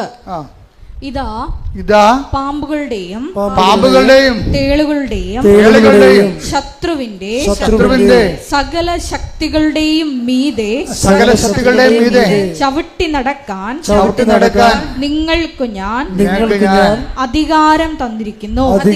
അതാണ് ഈ പ്രയോഗം എന്ന് പറയണത്. യേശു കർത്താവാണെന്ന് അത്തരം കൊണ്ട് ഏറ്റു പറഞ്ഞുകൊണ്ട് ദൈവന് മരിച്ചോന്ന് ഉയർപ്പിച്ചോന്നുകൊണ്ട് 10:9 അനുസരിച്ച് കൊണ്ടാണ് നമ്മൾ ഉപ്പ് പ്രയോഗിക്കുന്നത്. ഉപ്പല്ല അവിടെ പ്രശ്നം. ജോജി വൃത്തിയായിട്ട് പറയുന്നുണ്ട്. എന്താ പറയുക? ഉപ്പല്ല നമ്മൾ രക്ഷപ്പെടുത്തുന്നത്. പിന്നെന്താണ്? അതിൻ്റെ പിന്നിലുള്ള ദൈവത്തിൻ്റെ വാഗ്ദാന പ്രകാരമുള്ള അമ്മയുടെ സാന്നിധ്യമാണെന്ന് കൈയടിക്കട്ടെ. അപ്പൊ ഇപ്പൊ എംപവർ ചെയ്താണ് വിടുന്നത്. പവർ അടിച്ചാൽ പോണ ഇവിടുന്ന്. എന്താ കാര്യം? ഇതാ അത് 10:9 അനുസരിച്ച് അതിൽ വാഗ്ദാനമാണ്. അതിന്റെ വാഗ്ദാനം എന്താണ്? ഇതാ സർപ്പങ്ങളുടെയും പറഞ്ഞേ ലൂക്കാ 10:19 ഇതാ സർപ്പങ്ങളുടെയും തേളുകളുടെയും. ഇപ്പൊ സർപ്പം ഉണ്ടാകും, തേളും ഉണ്ടാവും. എന്ന് പറഞ്ഞു കഴിഞ്ഞാൽ നിങ്ങൾ നോക്കുമ്പോൾ ഇഴജന്തുക്കൾ ഇങ്ങനെ വന്ന് നമ്മുടെ മുമ്പിൽ നിൽക്കണം എന്നല്ല പറഞ്ഞ. സർപ്പത്തിൻ്റെ സ്വഭാവം എന്താ? 2 സ്വഭാവമേ പാട്ടിക്കുള്ളൂ. പാട്ടിയുടെ ബിഹേവിയർ എന്താ? സർപ്പത്തിൻ്റെ ബിഹേവിയർ, മൂർഖൻ്റെ ബിഹേവിയർ എന്താ? 2 സ്വഭാവമേ ഉള്ളൂ. ഒന്ന് ഇര പിടിക്കുക, മറ്റത് ആൾക്കാരെ കൊത്തിക്കൊല്ലുക. 2 കാര്യങ്ങളല്ലേ പുള്ളിക്കുള്ളൂ. ഈ സ്വഭാവമുള്ള എന്തുമാത്രം ആൾക്കാരാണ് ഉള്ളത്? അതാണ് സർപ്പം എന്ന് പറയണത്. 2 ചില ആൾക്കാർ വിളിക്കണ എന്തിനാണ്? മറ്റുള്ള കുറ്റം പറയാൻ, അവരെ എടുത്തി താത്താൻ, അവരുടെ ചിത്രപഥം തരാൻ, അവരെ തേജോപഥം ചെയ്യാൻ. 2ാമത്തേത് എന്താണ്? അവരുടെ വയറ്റിപ്പഴപ്പിന് വേണ്ടി. അതെന്നെ സർപ്പം എന്ന് പറയണത്. ഇതാ സർപ്പങ്ങളുടെയും തേളുകളുടെയും എന്ന് പറയുമ്പോൾ നിങ്ങൾക്ക് ചുറ്റും സർപ്പമാണെന്ന് നിങ്ങൾ ഓർത്തേക്കണം. നിങ്ങൾക്ക് ചുറ്റും സർപ്പമാണ്. പിന്നെ എന്താ? തേളിലും പണ്ട് ഒരു സന്യാസി ഉണ്ടായിരുന്നു. സന്യാസി കുളിക്കാൻ വേണ്ടി വന്നപ്പോൾ തേള് വെള്ളത്തിൽ കിടക്കണം. ആ ഉദക്ക് കലിച്ച് ഇറങ്ങി പുഴയെ കുളിക്കാൻ വേണ്ടി ഇറങ്ങിയപ്പോൾ ഒരു പാവം പിടിച്ച തേള് അത് അവിടെ കിടന്ന് നീന്തി കിഴക്ക് ഇറങ്ങില്ല, ചത്തുപോകാനായി. അപ്പം സന്യാസിക്ക് ഒരു സങ്കടം തോന്നി. ആന ഉതുക്ക് കല്ലേ ഇരുന്നുകൊണ്ട് ആ തേള് പൊങ്ങിക്കിടക്കുകയല്ലേ വെള്ളത്തിൽ. അപ്പം അതിൻ്റെ കൂടി കൈ കൊണ്ടുവന്ന് തേളിനെ പൊക്കിയെടുക്കുക ഒറ്റ കുത്ത്. അപ്പോൾ സന്യാസി പറഞ്ഞു, എടാ ഞാൻ നിന്നെ രക്ഷിച്ചില്ല, നീ മരിക്കാൻ പോകുമ്പോൾ എന്നിട്ട് നീ എന്നെ കുത്തിയാന്ന് പറയുമ്പോൾ തേളിന് ഭയങ്കര സങ്കടം. എന്താ കാര്യം? ഞാൻ തേളല്ലേ എന്ന് കുത്താതിരിക്കാൻ പറ്റുക? ഏത് സന്യാസിയാണെന്ന് പറഞ്ഞാലും തേളിനെ കുത്താതിരിക്കാൻ പറ്റത്തില്ല. നമ്മൾ എത്ര നന്മ ചെയ്താലും ചില ആൾക്കാർ നമുക്കിട്ട് പണി തരും. അതിനാണ് തേളെന്ന് പറയണത്. അതാണ് ലൂക്കാ 10:19. എന്താണ്? ഇതാ സർപ്പങ്ങളുടെയും തേളിന്റെയും ശത്രുവിന്റെ സകല. അപ്പൊ ശത്രുവിന് സകല ശക്തികളുണ്ടേ. ഇപ്പൊ ഈ മനുഷ്യന് 20 കൊല്ലമായിട്ട് സർട്ടിഫിക്കറ്റ് തിരുത്താൻ നടക്കുകയാണ്. ഈ വില്ലേജ് ഓഫീസർ മാറി വരുന്ന വില്ലേജ് ഓഫീസറും അതുപോലെ തന്നെ തഹസീൽദാരും RDO ഒക്കെ പറഞ്ഞ എല്ലാ പേപ്പറും കൊണ്ടുവന്നിട്ടും ഒരു മനുഷ്യനും ഒപ്പിടത്തില്ല. തട്ടി ആ ജീവിതം ഒരു പരുവത്തിലാക്കി. ഗതികിട്ട പ്രേതം പറയും മനുഷ്യൻ ചെവി ചെമ്പരത്തിപ്പൂവും വെച്ച് നടക്കുകയാണ്, തെക്ക് വടക്ക് നടക്കുകയാണ്. അപ്പോഴാണ് അറിഞ്ഞത് ആലപ്പുഴത്തെ മാതാവ് സർട്ടിഫിക്കറ്റ് തിരുത്തണമുണ്ടെന്ന്. ആ മനുഷ്യൻ ഇവിടെ വന്ന് അമ്മയുടെ നിന്ന് ഉപ്പ് കൊണ്ടുപോയിക്കൊണ്ട് വില്ലേജ് ഓഫീസിൽ ഇട്ടേച്ച് വിശ്വാസപ്രമാണം ചൊല്ലി. അപ്പോൾ അയാൾ പറഞ്ഞു, ഞാൻ ഈ ഉപ്പിടുമ്പോൾ വിശ്വാസപ്രമാണം ചൊല്ലിക്കൊണ്ടിരിക്കുകയാണ്. എന്താണ്? യേശു കർത്താവാണ്. വില്ലേജ് ഓഫീസറല്ല കർത്താവ്, യേശുവാണ് കർത്താവ്. അതാണ്, യേശു കർത്താവാണ്. തഹസീൽദാരല്ല കർത്താവ്, ഗവൺമെൻറ് നിയമങ്ങളല്ല കർത്താവ്, യേശുവാണ് കർത്താവ്. അപ്പോൾ യേശു കർത്താവാണെന്ന് പറയുമ്പോൾ നിങ്ങൾ എന്ത് ചെയ്യണം? ഇത്രയും നാളും നമ്മൾ മനസ്സിലാക്കി വെച്ചിരിക്കുന്ന അധികാരികളെയും കർത്താക്കന്മാരൊക്കെ ആ പീഠത്തിൽ നിന്ന് ഇറക്കി വെക്കണം. നിങ്ങളുടെ പല കാര്യങ്ങളും നടക്കാത്തതിൻ്റെ കാരണം നിങ്ങളെ പല ആൾക്കാരെയും ദൈവത്തിൻ്റെ സ്ഥാനത്തെടുത്ത് വെച്ചിട്ടുണ്ട്. അതാണ് പ്രശ്നം. ബൈബിൾ പറഞ്ഞത് എന്താണ്? ദൈവത്തിൻ്റെ സ്ഥാനത്ത് പീഠത്തെ കയറ്റി വെച്ചിരിക്കുന്ന അണ്ണന്മാരെല്ലാം താഴെ ഇറക്കണം. എന്താണ് ഒരാൾ മാത്രമാണ് നിങ്ങളുടെ മരിച്ചിട്ട് ഉയർത്തെന്നേറ്റത്, ഒരാൾ മാത്രമാണ് നിങ്ങളുടെ ഭാരങ്ങളും പാപങ്ങളും ഏറ്റെടുത്തത്. അവരെ പിതാവായ ദൈവം മഹത്വപ്പെടുത്തി ഉയർത്തെന്നിപ്പിച്ചപ്പോഴേ മരണത്തിന് ഞാൻ നാഥനായിരിക്കുന്നവനെ കർത്താവ് അത് യേശുക്രിസ്തുവാണ്. കൈയടിക്കട്ടെ. പരിശുദ്ധ പരമ ദിവ്യകാരുണ്യത്തിന്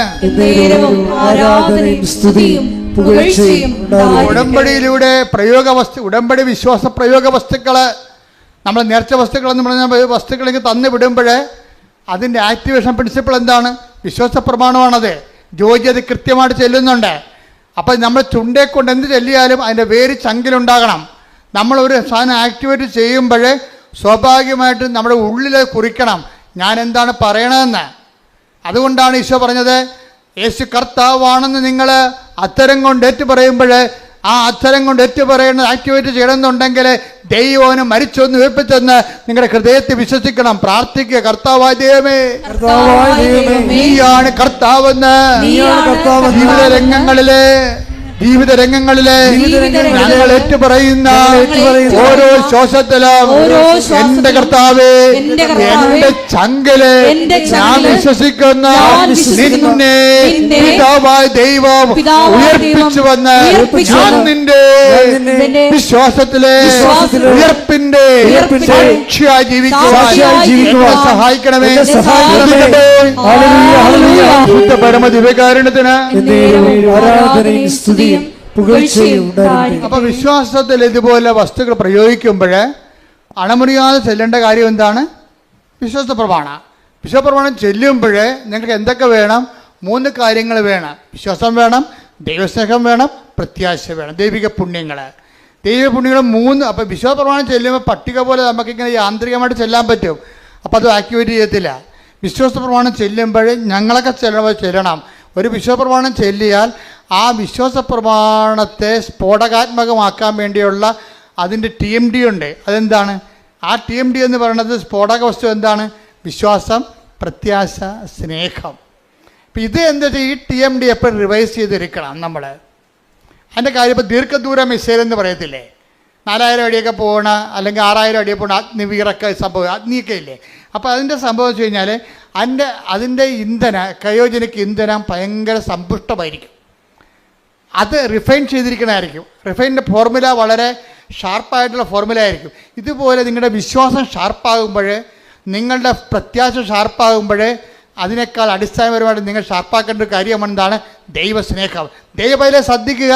നിങ്ങൾ രോഗികളെ കാണാൻ പോകുന്നു, വീട്ടുകാരോട് നിങ്ങൾ പെരുമാറുന്നു, അഗതികളോട് പെരുമാറുന്നു, നിങ്ങൾ കർത്താവിൻ്റെ തിരുസന്നിധിയിൽ ആചാരാനുഷ്ഠാനങ്ങളുടെ പ്രാർത്ഥനാവിധികളോട് ജീവിക്കുന്നു, സുവിശേഷം നിങ്ങൾ കൈമാറാൻ വേണ്ടി പത്രങ്ങൾ കൊടുക്കുന്നു, പത്രത്തെക്കുറിച്ച് വിശദീകരിച്ച് കൊടുക്കുന്നു. അതെല്ലാം ചെയ്യുമ്പോഴെല്ലാം നിങ്ങളുടെ മനസ്സിൽ അടിസ്ഥാനപരമായ ഓരോ ദിവസവും സ്നേഹത്തിൻ്റെ ലെവല് കൂടി വരണം. അത് നിങ്ങൾ ഇൻട്രോസ്പെക്റ്റ് ചെയ്യണം. ഓരോ കാര്യം ഓരോ ദിവസം ചെല്ലും തോറും ദൈവത്തിൻ്റെ സ്നേഹം എന്നിൽ കൂടുന്നുണ്ടോ? അതാണ് ഇതിൻ്റെ വെല്ലുവിളി എന്ന് പറയുന്നത്. ഉടമ്പടി വ്യക്തി മെനയമനം ചെയ്യണമെന്നുണ്ടെങ്കിൽ ഓരോ ദിവസവും ദൈവസ്നേഹം കൂടിക്കൊണ്ടിരിക്കും. ഇപ്പം ഞാൻ അച്ഛനായിട്ട് 39 കൊല്ലമായില്ലേ, 30 കൊല്ലം അടിക്കടി ദൈവസ്നേഹം കൂടിയിട്ടേ. അതുകൊണ്ടല്ലേ അത് നമ്മളിങ്ങനെ പുതിയ കാര്യങ്ങളൊക്കെ അമ്മ പ്രത്യക്ഷപ്പെടുന്നതും അതുപോലെ തന്നെ പുതിയ ഉടമ്പടി തരണതും 10,000 രക്ഷപ്പെടുന്നത് എന്തുകൊണ്ടാണ്? നമ്മുടെ കാലത്തിന് ആനുപാതികമായിട്ട് നമ്മൾ ദൈവത്തിൽ വളരണം. അതിന് ഏറ്റവും വലിയ മാർഗം എന്ന് വെച്ചാൽ ദൈവസ്നേഹം കിട്ടുമെന്ന് കണ്ട എൻ്റെ മക്കളെ, ചില വെള്ളമടിക്കാരുണ്ടല്ലോ, മരണ വീട്ടിൽ നിന്ന് മാറത്തില്ല. അന്ന് വരെ ആ വീട്ടുകാരോട് യാതൊരു സ്നേഹമില്ല അവർക്ക്.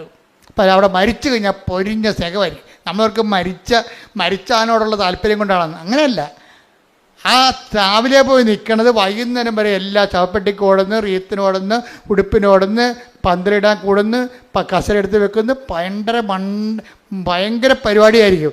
എല്ലാം കുഴിച്ചിട്ട് കഴിയുമ്പോൾ സന്ധ്യയൊക്കെ സെമിത്തേരിയിൽ ഇവരും ഉണ്ട്. ആ ബന്ധുക്കളെല്ലാം പോയാലും ആ വീട്ടുകാരുടെ കൂടെ ഈ കക്ഷി ഉണ്ടാകും.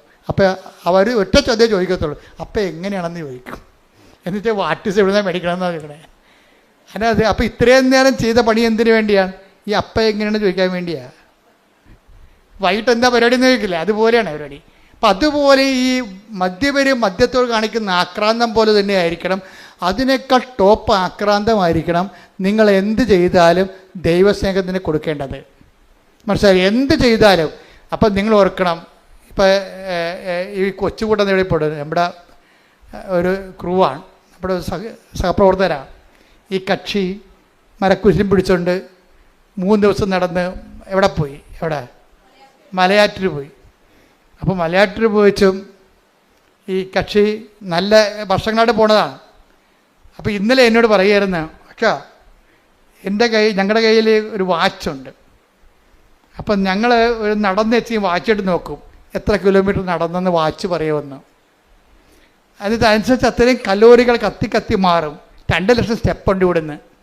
അപ്പോൾ ഈ വാച്ചോട്ട് നോക്കിയപ്പോൾ മനസ്സിലായി മലയാറ്റൂരെത്തിയപ്പോൾ 2 ലക്ഷം സ്റ്റെപ്പ് നടന്നിട്ടുണ്ട്. അപ്പോൾ ഇടയ്ക്കിടയ്ക്ക് വാച്ച് നോക്കിയിട്ട് എത്ര സ്റ്റെപ്പ് നടന്നു എന്ന് നോക്കണ്ടേ? ഇത് തന്നെ ഉടമ്പടി ജീവിതമെന്ന് പറയണത്. എന്താ കാര്യം? ഓരോരോ കാര്യങ്ങളും ചെയ്തേച്ചും ദൈവസ്നേഹത്തിൽ എന്തുമാത്രം മുന്നോട്ടായെന്ന് നോക്കണം. പിടികിട്ടില്ലേ? ഓരോരോ ഘട്ടങ്ങൾ പിന്നിടുമ്പോഴും ഓരോരോ ഉടമ്പടി എക്സസൈസ് ചെയ്ത് കഴിയുമ്പോഴും ദൈവസ്നേഹത്തിൽ നിങ്ങൾ എന്തുമാത്രം വളർന്നുവെന്ന് നോക്കണം. അങ്ങനെ ദൈവസ്നേഹത്തിൻ്റെ വളർച്ച ഒരു ആക്രാന്തം വെച്ച് കഴിഞ്ഞാൽ ബാക്കി 2 ഓട്ടോമാറ്റിക്കായിട്ട് സെറ്റ് ചെയ്യും. എന്തൊക്കെയാണ്? പ്രത്യാശയും അതുപോലെ തന്നെ വിശ്വാസവും. നിങ്ങൾ വിശ്വാസത്തിന് അമിത പ്രാധാന്യം കൊടുക്കരുത്. മനസ്സിൽ അണ്ടേ കൊണ്ടേ വളമടക്കം വെക്കണവരിരിക്കും. വിശ്വാസത്തിനല്ല പ്രാധാന്യം കൊടുക്കേണ്ടത്. നിങ്ങൾ ദൈവസ്നേഹത്തിന്, കാര്യം സ്നേഹമാണ് എല്ലാത്തിനെയും വലുതെന്ന് അത് ആര് പറഞ്ഞിട്ടുണ്ട്?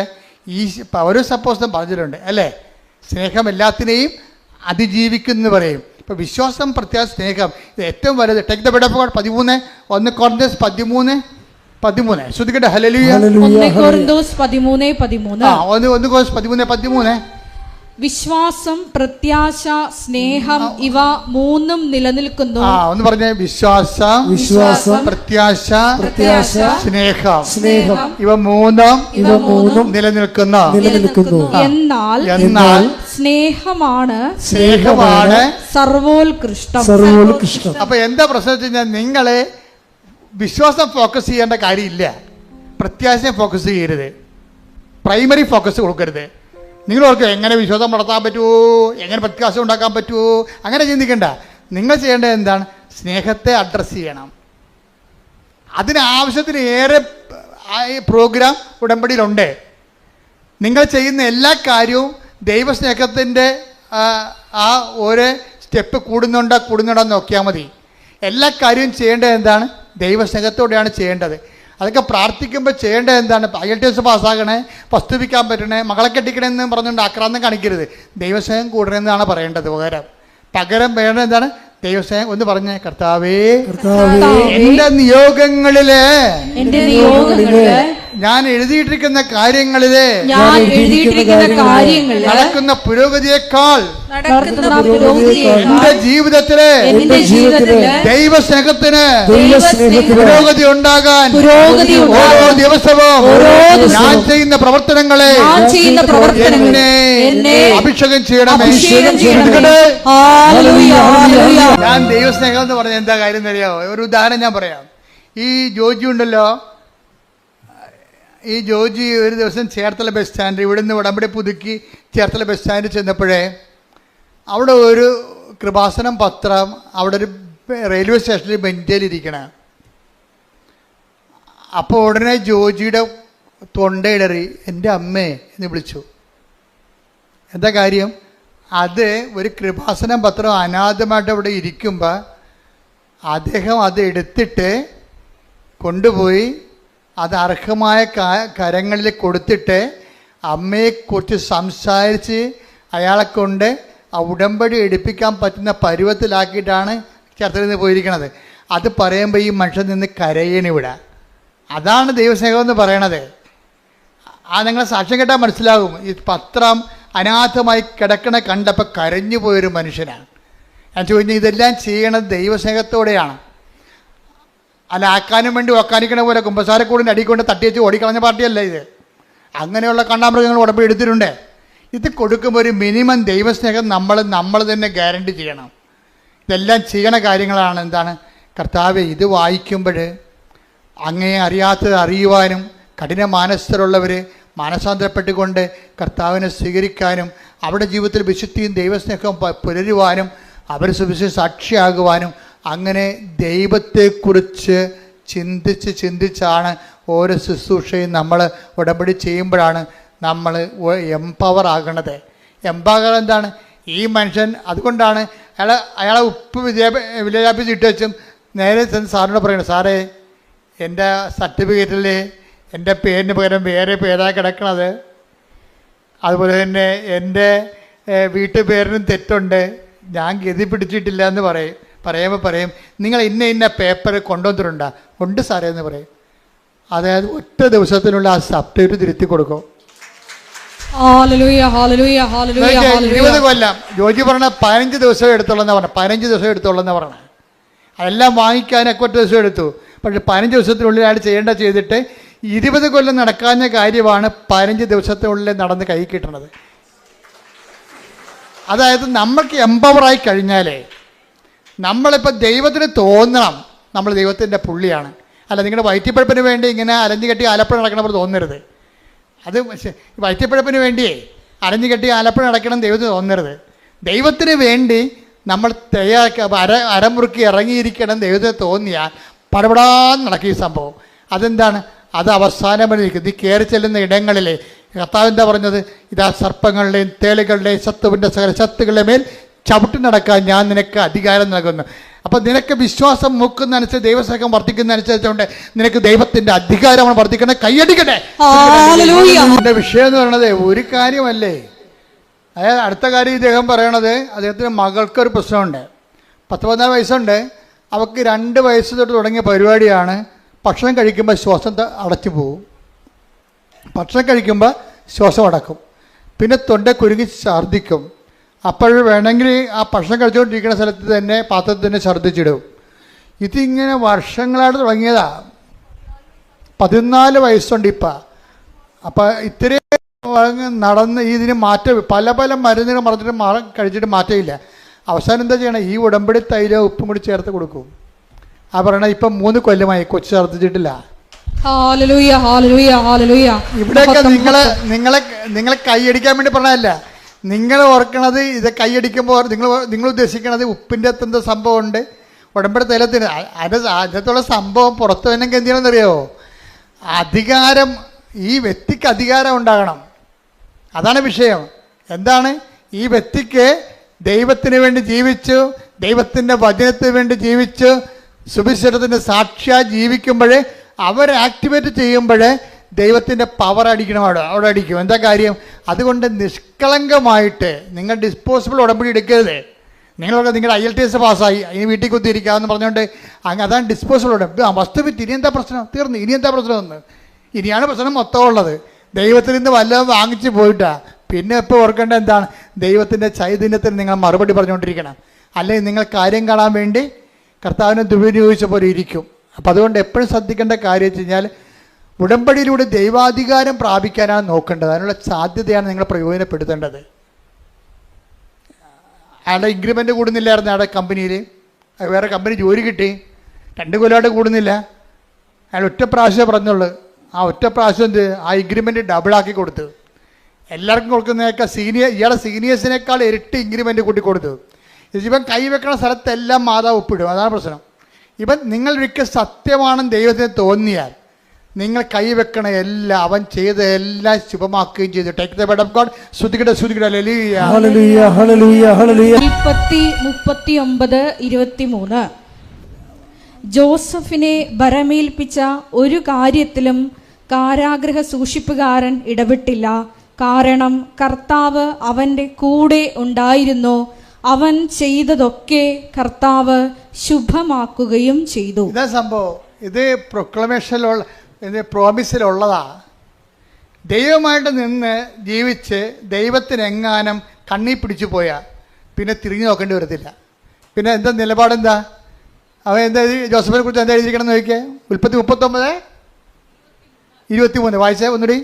ജോസഫിനെ ഭരമേൽപ്പിച്ച ഒരു കാര്യത്തില് കാരാഗൃഹ സൂക്ഷിപ്പുകാരൻ ഇടപെട്ടില്ല. കാരണം എന്താ? കർത്താവ് അവന്റെ കൂടെ ഉണ്ടായിരുന്നു. അവൻ ചെയ്തതൊക്കെയും കർത്താവ് ശുഭമാക്കുകയും ചെയ്തു. കർത്താവിന്റെ ഉന്നതമായ നാമത്തിന് സ്തോത്രം ചെയ്യുന്നു. കർത്താവേ, നിന്റെ വിശുദ്ധ പൗരോഹിത്യത്തെ മഹത്വപ്പെടുത്തണമേ. കർത്താവ് സഭയിലുള്ള സാന്നിധ്യം പ്രകടമാക്കണം. കർത്താവ് ഇതിന്റെ വിശുദ്ധ പൗരോഹിത്യത്തെ മഹത്വപ്പെടുത്തണമേ. കർത്താവ് സഭയിലുള്ള സാന്നിധ്യം പ്രകടമാക്കണമേ.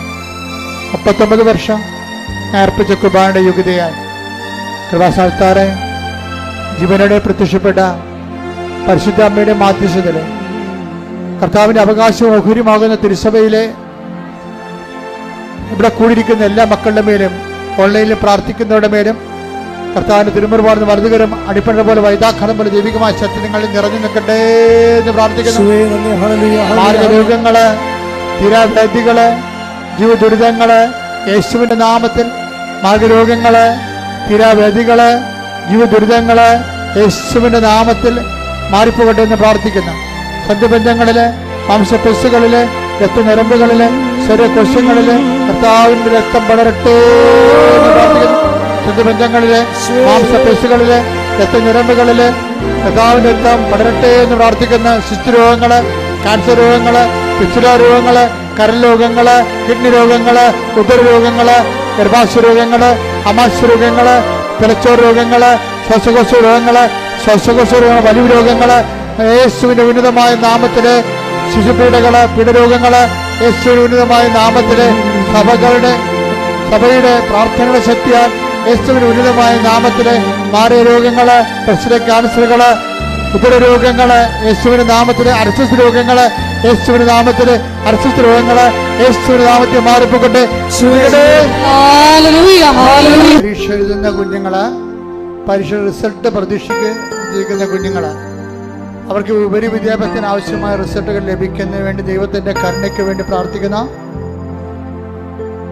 അതുപോലെ തന്നെ വസ്തു വിൽക്കാൻ ആഗ്രഹിക്കുന്നവർ, വിറ്റുമാറാത്തവർ, അതിൻ്റെ പേരിൽ കടങ്ങൾ പരിഹരിക്കാൻ പറ്റാത്തവർ, ജപ്തി നടപടികൾ നേരിടുന്നവർ, ജോലിക്ക് ഇൻ്റർവ്യൂ ടെസ്റ്റ് അതിനൊക്കെ പോകുന്നവരെ, അതിന് റിസൾട്ട് പ്രതീക്ഷിക്കുന്നവർ ഒക്കെ ഇപ്പോൾ സമർപ്പിച്ച് പ്രാർത്ഥിക്കുന്ന സമയമാണ്.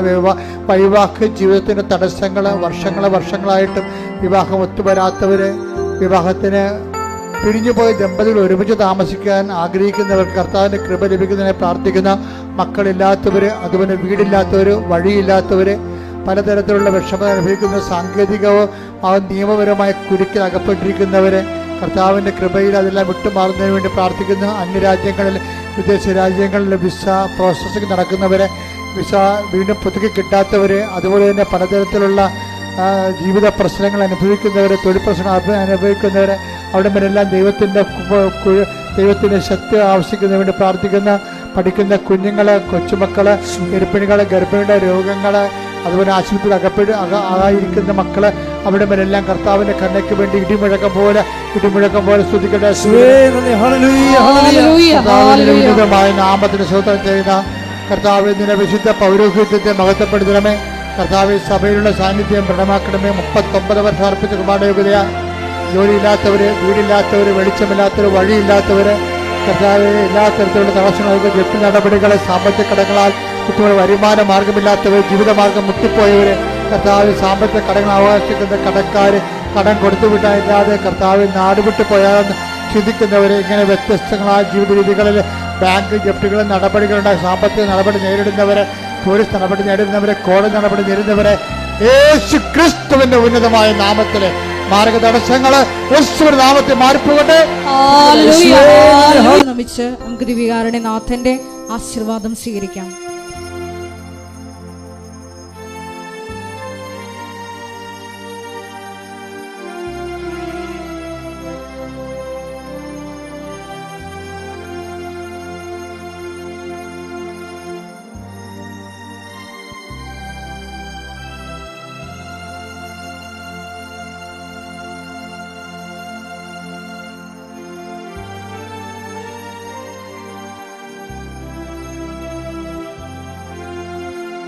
പരിശുദ്ധ പരമ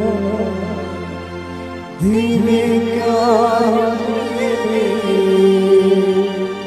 എന്നുമെന്നും അങ്ങേക്ക് ആരാധന.